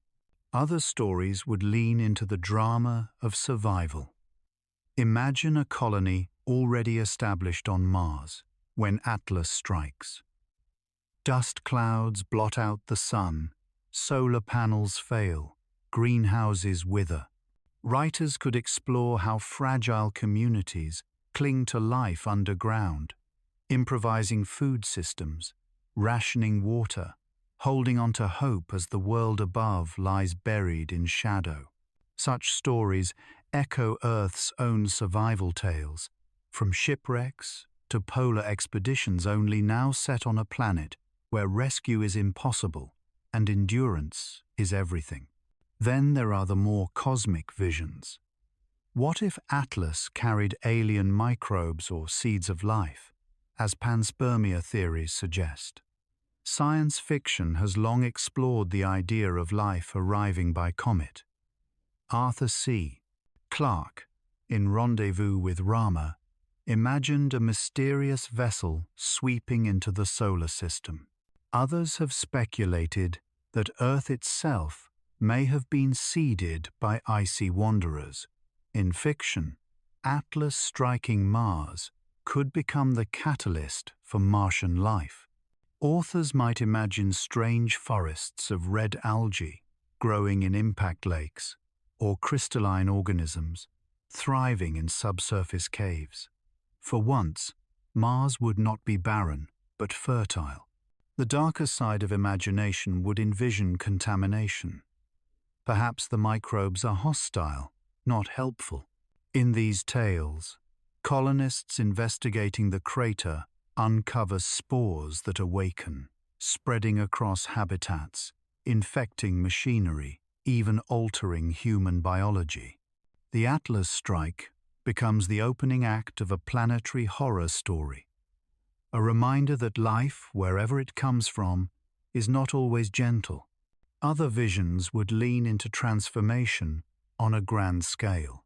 Suppose Atlas carried vast stores of ammonia or methane, enough to thicken Mars's atmosphere and trigger warming. In fiction, this could spark an accidental terraforming event.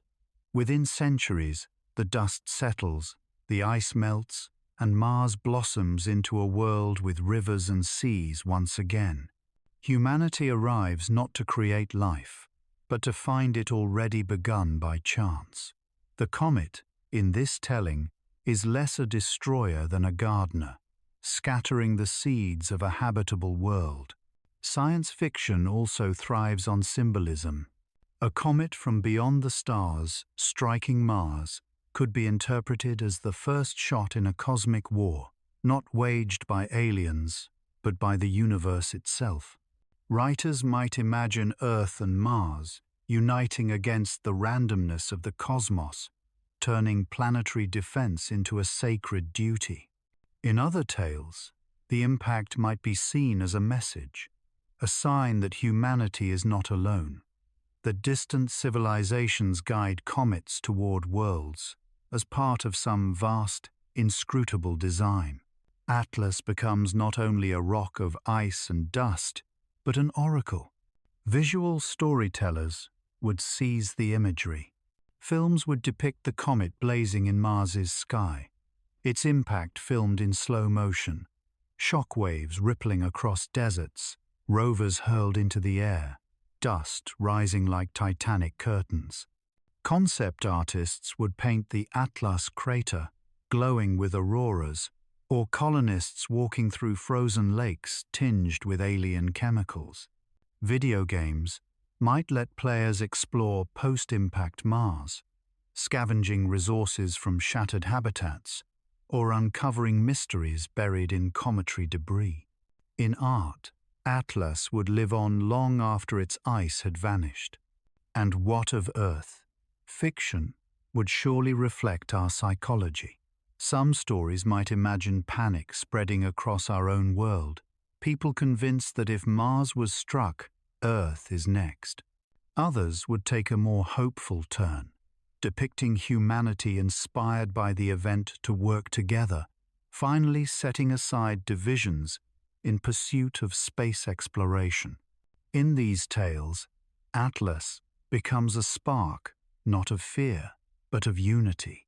There is also the allure of mystery. Interstellar comets like Atlas are rare and fleeting. Writers might imagine that this one carried hidden technology, fragments of an ancient alien probe disguised as ice. The impact on Mars could bury, then reveal, artifacts from another civilization.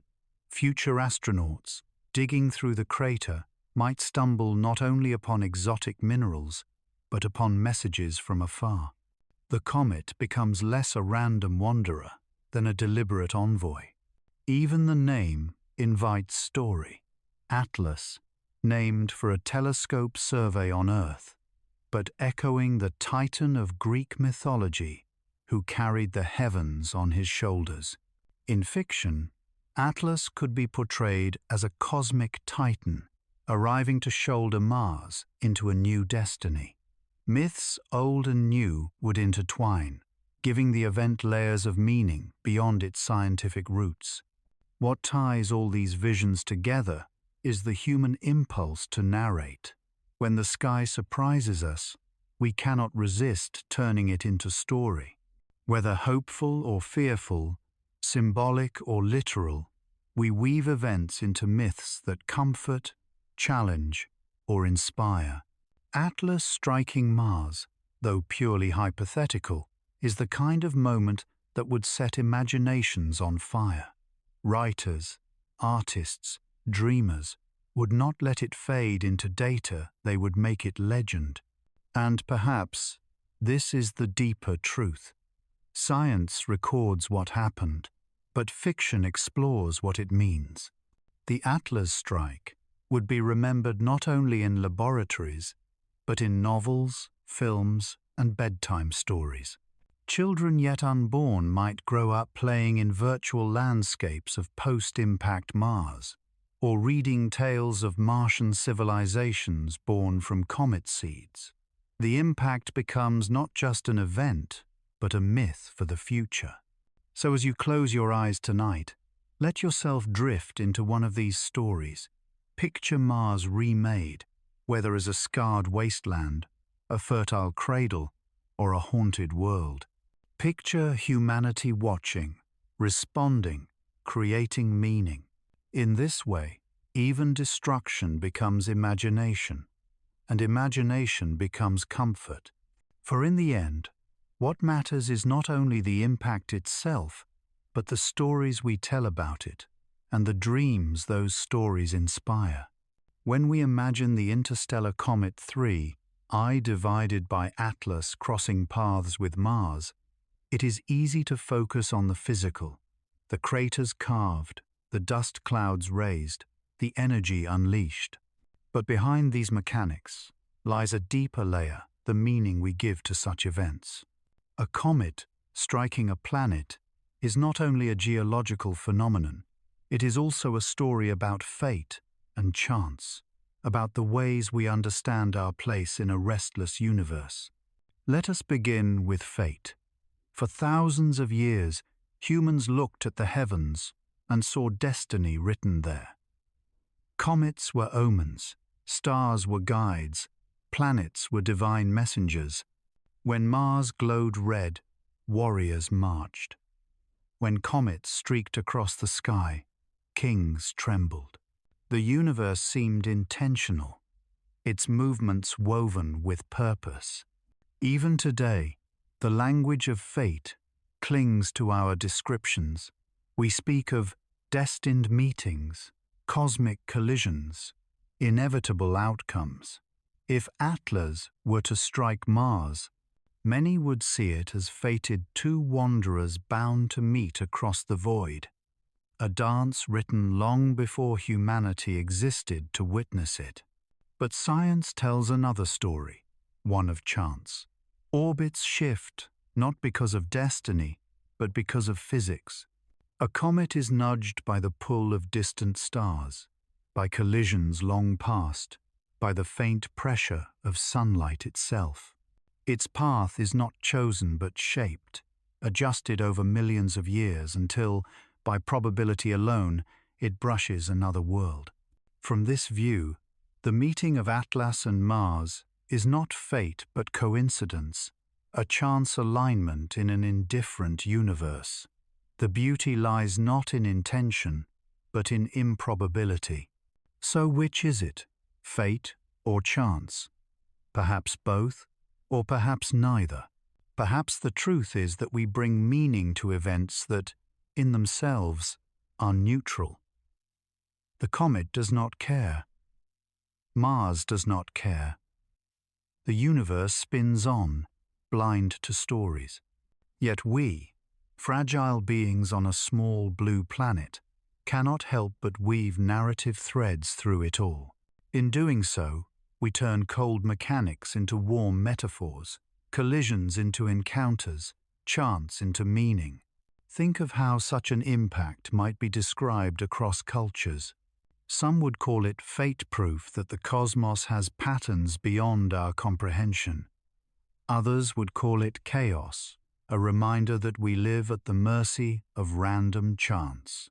Still, others would blend the two, seeing in randomness the hand of a deeper order. This diversity of interpretation reveals more about us than about the comet itself. It shows that we hunger for meaning, even in events millions of miles away. There is also the question of encounters. When two celestial bodies meet, whether gently, as in a near miss, or violently, as in an impact, it mirrors the encounters of life. We too move through orbits, paths of work, love, friendship, conflict. Sometimes, those paths cross unexpectedly, changing us forever. Sometimes, they run parallel, never touching. Sometimes they collide, reshaping everything in an instant. To watch Mars and Atlas is to watch a metaphor of our own lives, written in cosmic scale. Philosophers have long reflected on the tension between chance and necessity. The Stoics saw the universe as governed by fate, its every detail unfolding according to a rational order. Existentialists, by contrast, spoke of randomness, of a universe without inherent meaning, where humans must create their own. The imagined strike of Atlas on Mars sits at this crossroads. It invites us to ask, are we witnessing destiny fulfilled or randomness at work? And does the answer change how we live our lives here on Earth? Perhaps the deeper lesson is humility. Whether fate or chance, the event reminds us that we are small participants in a vast system. We do not control the comets, nor the planets, nor the stars. Yet we can watch them, study them, understand them. And in that understanding, we carve out a kind of freedom, not the freedom to escape fate or chance, but the freedom to respond, to find meaning, to tell stories that anchor us in the flow of time. Consider, too, the possibility that fate and chance are not opposites, but companions. Imagine a comet wandering for billions of years, nudged by countless random events, until at last it brushes a planet. To us, it looks like destiny, a meeting that feels inevitable. But beneath it lies chance upon chance upon chance, layered until they appear as necessity. Perhaps what we call fate is simply chance viewed through the lens of time. There is also wonder in recognizing that encounters need not be violent to be meaningful. Even a near-miss Atlas passing close to Mars without striking would stir awe. It would be a reminder that the universe is full of crossings, of silent greetings between worlds. Not every encounter must end in scars. Some are glances, some are dances, some are whispers across the void. In each, we find meaning, whether in survival, transformation, or simple beauty. So as you lie back and breathe, imagine Atlas and Mars not as objects but as characters. One is a wanderer from afar, carrying memories of another Sunday. The other is a warrior planet, scarred and silent, waiting in orbit. Their meeting, whether by fate or chance, becomes a story we tell ourselves about life, about randomness, about inevitability. We see in them reflections of our own paths, our own encounters, our own scars. In the end, whether the universe is governed by destiny or by accident may matter less than how we respond. Do we fear the comet, or do we learn from it? Do we despair at randomness, or do we create meaning within it? Do we see ourselves as victims of fate, or as storytellers weaving chance into purpose? These are not questions for comets to answer, they are questions for us. So rest now with this thought. The universe may be vast, indifferent, and restless, but within it we carry the power of meaning. Atlas may strike Mars, or it may pass silently by. Fate, chance, both may guide its path. But we, watching from our small world, give it significance. We turn mechanics into myth, collisions into stories, and silence into reflection. And in that act, we too become part of the cosmic encounter. The imagined impact of 3I divided by Atlas on Mars is not just a thought experiment about another planet, it is also a mirror held up to Earth, reminding us of our own vulnerability. For if Mars can be struck by a comet from beyond the stars, so too could we. The difference lies not in possibility, but in preparedness. Mars has no defense. Earth, however, has begun to dream of one. And in that dream lies both our fear and our hope. Humanity's story with comets and asteroids has always been reactive.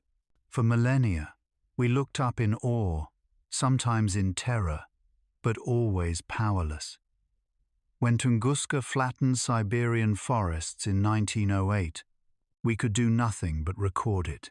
When Chelyabinsk shattered windows in 2013, all we could do was patch the glass and marvel at the footage. But today, the narrative begins to shift. We no longer merely watch, we prepare. One of the most significant steps was the DART mission, NASA's Double Asteroid Redirection Test.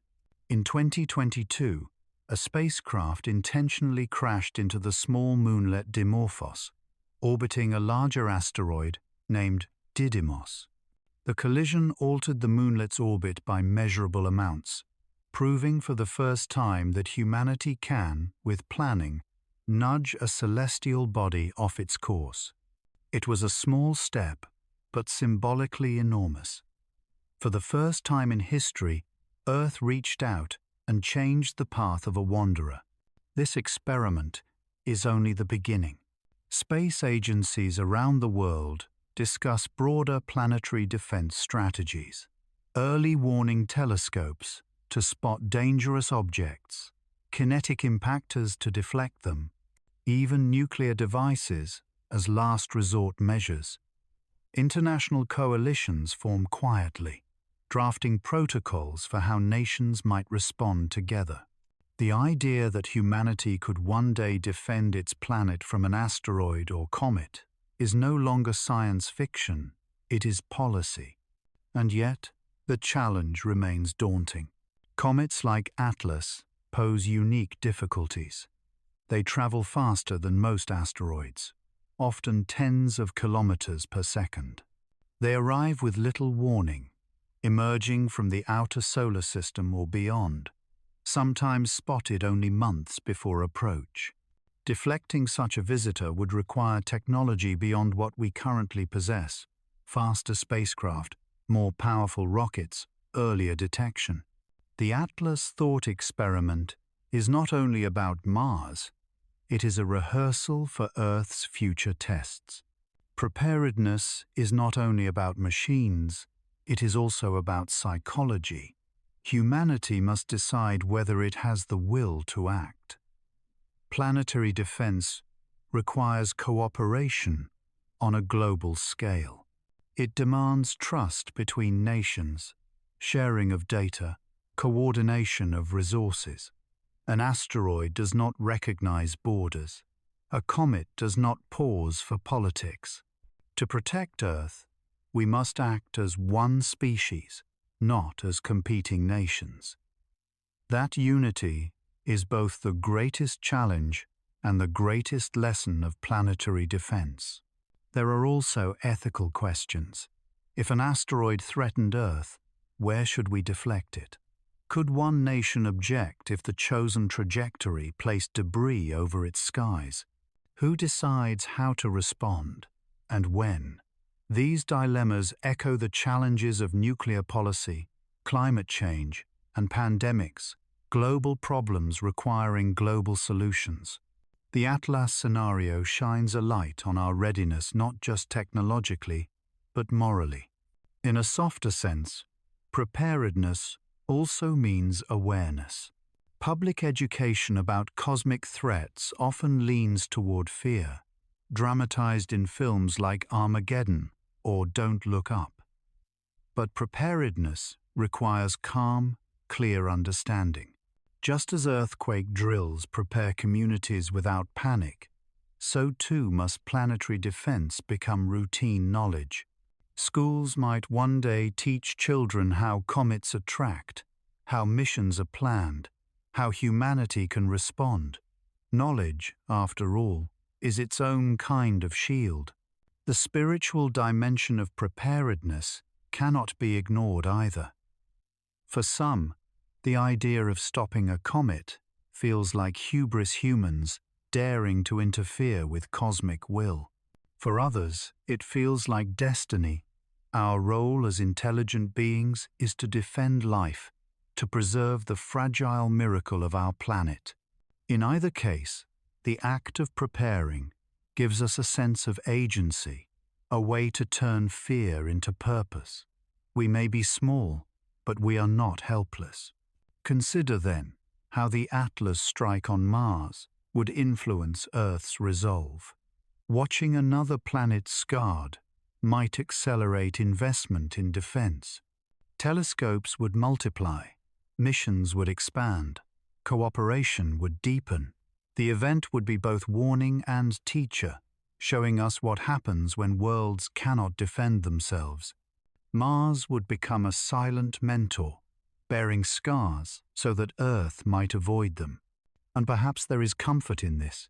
For billions of years, life has been at the mercy of the cosmos. Dinosaurs did not see their comet coming. Ancient forests did not know what flattened them. But now, for the first time, a species has the chance to anticipate, to prepare, to choose. We cannot control fate entirely, but we can bend probabilities, lengthen odds, and buy time.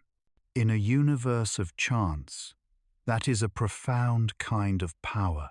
So as you let your body relax and your breath slow, picture Earth not as helpless but as vigilant.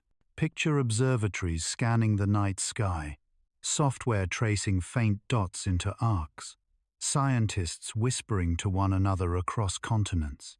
Picture spacecraft waiting quietly on launch pads, like guardians ready to rise. Picture a planet that has learned from its neighbors' scars, determined not to repeat them. Preparedness is not perfection. It is progress, step by step, from watching to acting, from fear to resilience. Atlas reminds us of what is possible.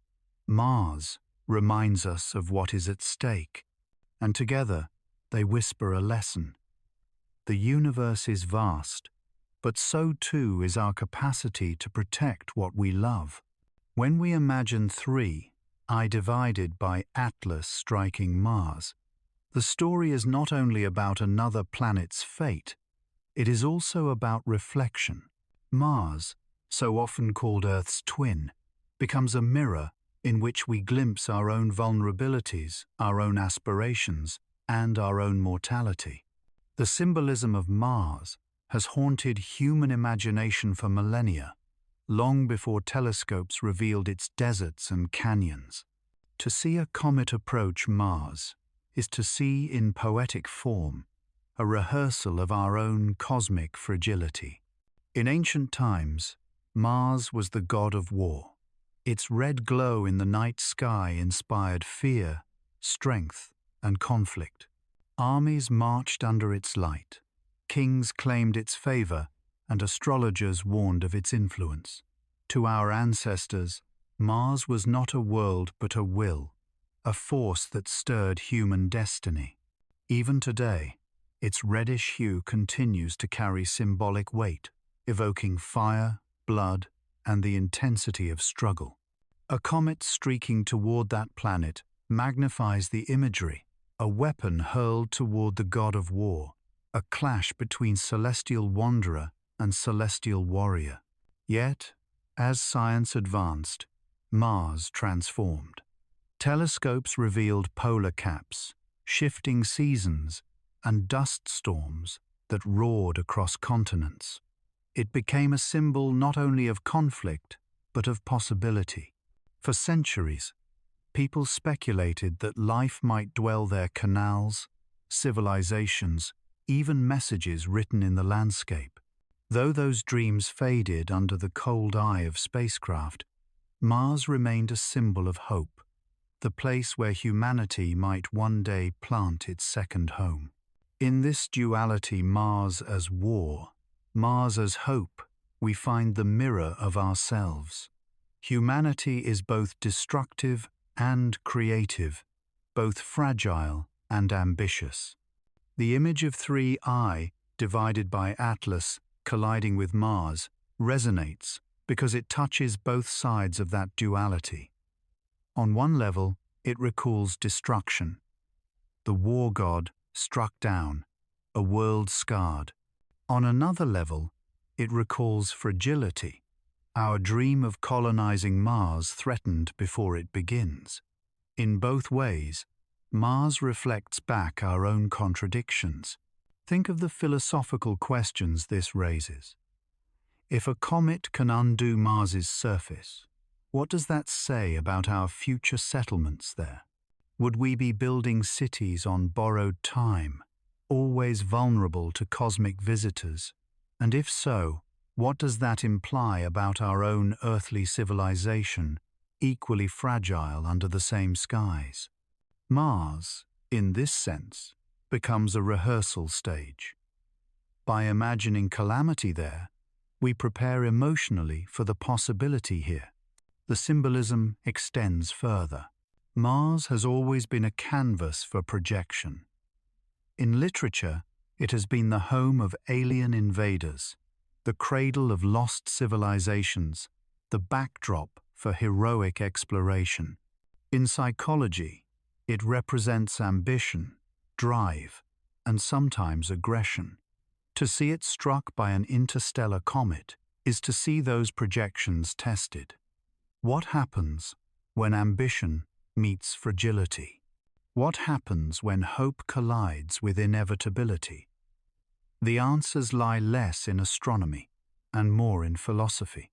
And there is another layer, empathy. When we imagine Mars struck by Atlas, we feel sorrow for a planet that is not even alive. Why? Because we have claimed it symbolically as kin. Mars is our neighbor, our twin, our future. Its fate matters to us because we have woven it into our identity. To see it harmed in imagination is to feel, by proxy, our own harm. This empathy for a planet is unique. It shows that humanity's capacity for care extends beyond our species, even beyond our world. The symbolism is not only tragic, it can also be galvanizing. If we imagine Mars wounded by a comet, perhaps it sharpens our resolve to protect Earth more fiercely. Perhaps it strengthens our determination to prepare Mars more carefully, should we one day live there. The scar becomes not only a warning but a lesson, teaching us how to face the cosmos with humility and readiness. Art and culture have long drawn from Mars's symbolism. From Roman poetry to modern science fiction, Mars is painted as battlefield, muse, and dream. Adding the image of Atlas to that canvas enriches the metaphor. Painters might see in it the clash of elements: fire, ice, dust, and light. Writers might see in it a story of fate, the war god meeting an unstoppable wanderer. Musicians might hear in it a symphony of impact, crescendos of collision fading into silence. Mars, struck by Atlas, becomes a story we tell not about the planet, but about ourselves. The mirror also shows us scale. Mars is vast, its deserts stretching farther than Earth's, its canyons dwarfing our own. Yet even Mars can be scarred by a rock or ice fragment no larger than a mountain. The message is clear. Size does not guarantee safety. Power does not guarantee survival. This is the same lesson Earth must remember. We are mighty in our cities and technologies, yet still vulnerable under the arc of comets. Mars, in this symbolism, teaches humility. As you listen, let your imagination drift. Picture Mars glowing red in the night sky, its surface carved by valleys and volcanoes. Now imagine Atlas descending, its tail blazing against the void, its path inevitable. The two worlds meet, one ancient in human mythology, the other ancient in cosmic time. The result is a scar, a reminder, a symbol, not only of destruction, but of the beauty and fragility of all things. And when you open your eyes again, remember this: Mars is not only out there, it is also within us. Its symbolism lives in our stories, our hopes, our fears. The comet's imagined impact is not only on a planet, but on our imagination itself. It shapes how we see ourselves in the universe, small, fragile, but capable of meaning. So let Mars remain your mirror tonight. In its reflection, you see war and peace, destruction and hope, fragility and resilience. In its scar, you see your own, and in its continued glow across the night, you see that even after impacts, even after endings, light remains. Mars has always lived not only in the sky, but in the human imagination. Long before spacecraft sent back photographs of deserts and dust storms, the red planet was a canvas for myth, story, and speculation. When we imagine three, I divided by Atlas, approaching Mars, the scene is not only astronomical, but cultural. It reverberates through centuries of tales, symbols, and dreams humanity has built around this world. In this sense, the comet's encounter with Mars is also an encounter with our own imagination. The earliest cultural echoes come from mythology. The planet's striking red hue set it apart from the fixed stars. To the Babylonians, it was Nergal, the god of war and plague. To the Greeks, it was Ares, fierce and uncompromising. To the Romans, it was Mars, the bringer of battle and conquest.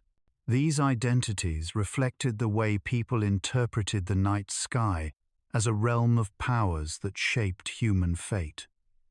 A fiery wanderer like Mars could only be associated with struggle and blood. This martial identity persisted for centuries. Medieval astrologers tied Mars to anger, ambition, and violence in their charts, influencing decisions from coronations to military campaigns. Even when telescopes improved our view, the symbolism remained. To look at Mars was to look at the possibility of conflict, whether divine or human. Imagine, then, how a comet like Atlas streaking toward Mars would have been understood in those times. A duel of celestial warriors, a cosmic omen of strife. In modern times, Mars transformed into a canvas for imagination of another kind. The 19th and 20th centuries saw speculation about intelligent Martians. Percival Lowell famously mapped canals across its surface, convinced they were engineered by a dying civilization trying to channel water from the poles. Though his observations were illusions, they captured the public's imagination. Stories of Martian societies proliferated grand cities, alien empires, and, of course, invasion. Perhaps the most famous cultural echo came in 1898, with H. G. Wells's The War of the Worlds. In his novel, Martians invade Earth, bringing advanced machines and deadly weapons. The story turned Mars into a symbol of the other, a reminder of humanity's vulnerability. In 1938, when Orson Welles adapted the story for radio, listeners panicked, believing a real invasion was underway. The Red Planet had become more than a neighbor. It had become a source of fear, fascination, and storytelling power. Science fiction never let go of Mars. Ray Bradbury's The Martian Chronicles painted it as a place of mystery and melancholy, where human settlers confront both alien ruins and their own flaws. Countless films from The Martian to Total Recall have cast Mars as the stage for survival, exploration, or dystopia. In these cultural mirrors, Mars became not only an alien world, but also a metaphor for human ambition, resilience, and folly. Now imagine weaving 3I divided by Atlas into this cultural tapestry. A comet from beyond the stars hurtling toward Mars would have been irresistible to storytellers. Ancient poets might have sung of Mars, the warrior struck down by a foreign challenger. Medieval monks might have written of divine punishment upon the god of battle. Modern science fiction writers might have imagined the comet as an alien weapon or as a vessel carrying mysterious passengers. In every era, the event would have been absorbed into story. Even today, such an encounter would shape culture. News headlines would compare it to cinematic catastrophes. Writers would speculate about what ancient myths would say if Mars, god of war, was scarred by a comet from another system. Artists would paint the scene, a glowing streak of ice and dust colliding with a red desert world, sparks of fire and clouds of debris echoing across the canvas. Musicians might compose symphonies inspired by the vision, crescendos of impact fading into silence. In this way, 3I divided by Atlas becomes more than an astronomical event. It becomes a cultural echo chamber. Every society, every age, filters the same sight through its own lens. Some see omens of war. Some see metaphors of survival. Some see opportunities for art and wonder. The comet is the same, but its meaning shifts, shaped by the stories we tell. And here lies a deeper truth. The universe provides the raw material, but humans provide the narrative. Mars is just a planet, Atlas just a comet. Yet in the human mind, they are actors in a drama stretching across millennia. Their collision, real or imagined, is a chapter in that play, reminding us of how much of the cosmos lives not only in the sky, but in us. Think, too, about the power of shared stories. When Orson Welles' broadcast frightened listeners, it was because people already felt Mars mattered. When Lowell drew canals, it was because people already wanted to believe in neighbors. When Bradbury wrote of Martian landscapes, it was because Mars already carried centuries of myth. The cultural echoes of Mars are not passive. They actively shape how we interpret every new discovery. If Atlas brushed Mars tomorrow, the event would be told in the context of these echoes, amplified by them. And perhaps that is the most enduring lesson. Mars does not just orbit the Sunday, it orbits human imagination. It is tethered not only by gravity, but by story. Its symbolism has shifted from god of war to dream of colonization, from omen of plague to canvas for science fiction. Each new event, each new comet or spacecraft adds another layer. Atlas, even in speculation, adds its own resonance, a reminder that Mars's story is not finished, and neither is ours. As you let your thoughts drift tonight, picture Mars not only as a red dot in the sky, but as a library of human meaning. Every civilization has written its own chapter in that library. And, when you imagine Atlas colliding with Mars, you are adding your own page, a story of fragility, imagination, and the boundless creativity of the human mind. So rest in that thought. The universe offers us light, dust, and silence. We answer with stories, and in those stories, Mars becomes more than rock and dust. It becomes us, our fears, our hopes, our endless echo through time. When we imagine three, I, divided by Atlas striking Mars, we are not only imagining a distant cosmic spectacle, we are imagining a lesson. For Mars, in its fragility, reflects our own vulnerabilities. Though it is a world stripped of seas and air, it once may have looked far more like Earth. Its fate whispers warnings about what can be lost and what we must cherish. In the imagined cometary impact, Mars becomes a classroom, its surface a chalkboard where the universe writes reminders of impermanence, resilience, and preparation. Mars is, above all, a planet of contrasts. Its deserts stretch wider than Earth's, yet once they may have been river valleys. Its atmosphere today is thin, barely able to shield the surface from radiation, but once it may have been thick enough to support lakes and rainfall. The traces of this past dried deltas, mineral deposits that form only in water, possible ancient shorelines, tell a haunting story. Mars was not always barren. It became barren, and that transformation is a mirror held up to Earth.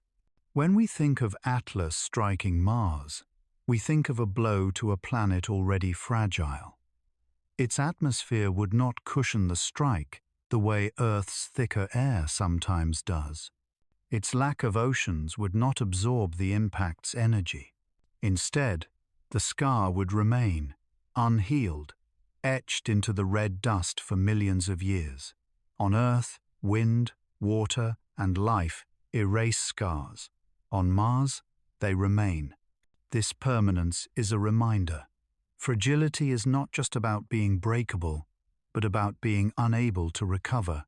Here lies the first lesson for Earth. Our planet is resilient precisely because it is alive. Forests regrow, rivers reshape craters, ecosystems adapt, but this resilience is not guaranteed. Climate change, ecological collapse, and resource depletion all erode our ability to recover from shocks.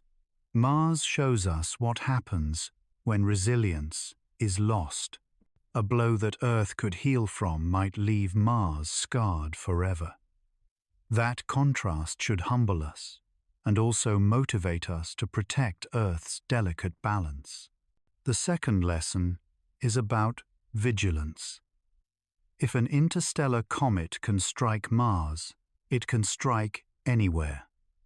Earth has been lucky, but luck is not a strategy. By imagining Mars's scars, we sharpen our resolve to watch the skies. The Atlas scenario becomes a rehearsal, reminding us that preparation matters not after the impact, but before. Every crater on Mars is a silent admonition. Be ready. The third lesson lies in empathy. It may seem strange to feel sorrow for a lifeless world. Yet when we imagine Mars scarred by Atlas, we cannot help but feel sadness. Why? Because Mars is part of our story. We dream of walking its valleys, building homes beneath its sky, planting gardens in its soil. To see it harmed, even in imagination, is to see a future dream wounded. That empathy tells us something profound. Our sense of responsibility extends beyond Earth. We are not only Earth's stewards, we are, in a small way, guardians of worlds. Mars also teaches humility. Even if humans succeed in colonizing it, even if we build domes and cities, the planet will always remain indifferent. Its dust storms can swallow continents. Its radiation can sicken explorers. Its thin air will never fill our lungs. The imagined strike of Atlas emphasizes this indifference. We are guests, not masters, wherever we go. To live on Mars, or even to dream of it, requires acknowledging that fragility is not only planetary, but human. And yet, there is also hope. Fragility is not the same as doom. On Earth, our awareness of vulnerability has led us to create shields technological, social, cultural. We invent tools, we build systems, we tell stories that preserve memory. Mars's fragility, seen through Atlas's shadow, could inspire us to strengthen Earth's shields, to value our atmosphere, our oceans, our biosphere, not as resources to be spent, but as treasures to be protected. There is a final, deeper lesson. Fragility itself gives meaning. A planet that could never be harmed, never be scarred, would also never inspire awe. We marvel at Mars because it is vulnerable, because its history is visible in every canyon and crater. Likewise, we value Earth not because it is invincible, but because it is precious, balanced, and fleeting. To imagine Atlas striking Mars is to imagine, by extension, the fragility that makes our own world meaningful. So what, then, is the takeaway? Mars teaches us that survival is not guaranteed, that vigilance is essential, that resilience must be nurtured, that empathy can extend across worlds, and most of all, that fragility is not a weakness to be despised, but a truth to be embraced. For in fragility lies urgency, and in urgency lies purpose. As you let your breath slow, picture Mars tonight not as a distant dot of red, but as a mirror. See its deserts as warnings, its valleys as memories, its scars as lessons. Imagine Atlas passing by, trailing its luminous tail across the Martian sky, a reminder written in ice and dust. And then look back to Earth, green, blue, alive, fragile, yes, but in its fragility, luminous. When we close our eyes at night, we often think of our day tasks completed, worries unresolved, small triumphs and quiet regrets. Yet every so often, when we allow the mind to drift outward, we realize that sleep itself is not only rest, but perspective. To lie beneath the stars is to recognize how vast the universe is and how brief our concerns truly are. Imagining three, I divided by Atlas, passing Mars invites this perspective. It is both a cosmic drama and a bedtime meditation, showing us how the grand scales of space can ease the weight of daily life. Sleep has always been entwined with the night sky. Long before artificial lights brightened our cities, people fell asleep under the constellations. The heavens were the ceiling of their dreams. Stars were guides, comets were omens, and the Milky Way was a river across which souls might journey. To dream, in those times, was to travel the same way comets did, silently, unpredictably, across the dark. Even now, though we may sleep indoors with curtains drawn, the sky remains present in us. It lingers in our myths, our metaphors, our imagination. In this way, comets like Atlas become symbols of rest. They remind us of impermanence, of journeys that begin and end, of beauty that does not last but leaves memory behind. Sleep, too, is impermanent and beautiful. Each night it arrives, carrying us into a realm beyond control, and each morning it vanishes, leaving traces in our minds like faint tales of dreams. To think of Atlas gliding past Mars as you fall asleep is to align yourself with this rhythm, the rhythm of arrivals and departures, of letting go. Psychologists speak of the value of perspective in reducing anxiety. When we zoom out, our problems shrink in scale. A looming deadline is daunting when seen up close, but when imagined against the backdrop of a comet traveling for millions of years, it softens. Arguments, losses, frustrations, all are real, but none outweigh the truth that we live on a tiny blue planet, fragile yet luminous, cradled in the arms of a vast cosmos. Sleep becomes easier when perspective is gained, when the mind shifts from control to wonder. Mars itself embodies this perspective. It has survived impacts, dust storms, and the loss of its atmosphere. Yet it still glows in our sky, steady and red, inspiring generations. Imagine lying in bed and picturing that glow, faint but persistent, accompanied by the thought of Atlas passing nearby. The image is humbling, but also soothing. Whatever chaos may fill your day, the planets continue their silent dance. The comets continue their long journeys. And you, too, are part of that rhythm. There is also poetry in aligning sleep with the cosmos. Ancient cultures often linked dreams to celestial journeys. The Greeks believed dreams were messages carried by gods through the night sky. Some Native American traditions spoke of dream catchers, filtering the visions of the night as starlight filters through branches.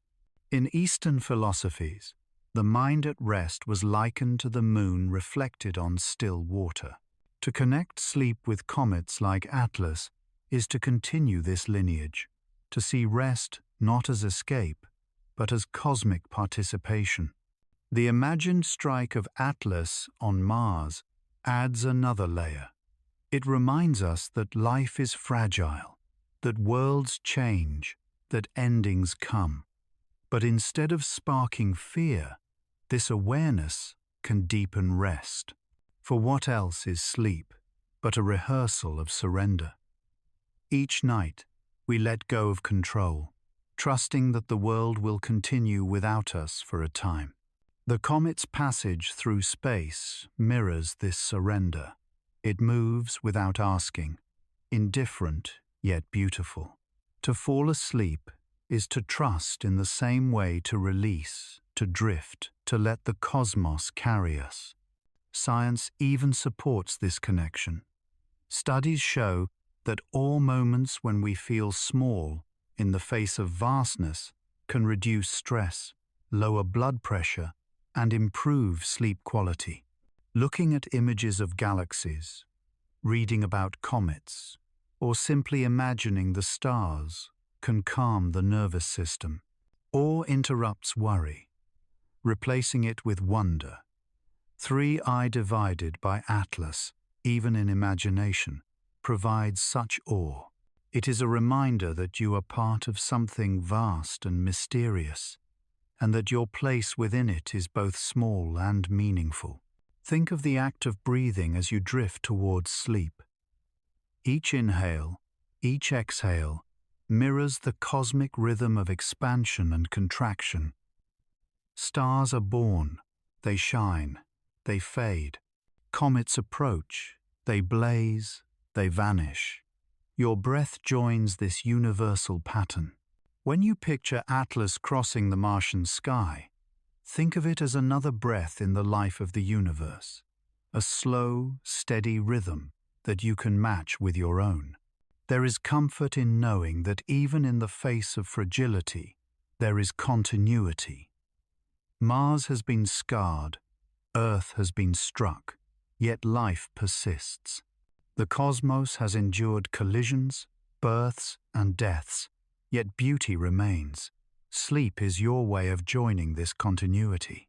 When you close your eyes, you do not vanish. You rest, you reset, you prepare to shine again. So let tonight's meditation be simple. Picture Mars glowing faintly, Atlas sweeping past, its tail a brushstroke of light against the dark. Picture Earth beneath you, safe, cradled by its atmosphere, alive with forests and seas. Picture yourself as part of this scene, small but essential, a traveler resting under the stars. The comet does not threaten you, it soothes you, reminding you that the universe is vast enough to hold your worries, vast enough to carry them away. As your eyes grow heavy, think of sleep as your own interstellar journey. Tonight, your dreams are your comets, fleeting, luminous, carrying fragments of memory across the sky of your mind. Like Atlas, they will pass, but their beauty will linger, and in that lingering lies peace. The story of 3 divided by Atlas, passing Mars, whether as a harmless visitor or as a destructive strike, is more than a tale of astronomy. It is a meditation on who we are, what we value, and how we see ourselves in the vastness of the cosmos. The red planet and the interstellar comet, 2 wanderers in their own right, become mirrors in which we glimpse our fragility, our resilience, and our longing for meaning. Mars, glowing faintly in the night sky, has always been more than a planet. To ancient peoples, it was a god of war, a fiery sign of conflict. To dreamers of the modern age, it has become a beacon of possibility, a frontier waiting to be explored. To scientists, it is a record of planetary history, a place where rivers once ran, where oceans may have sparkled, where climates shifted dramatically.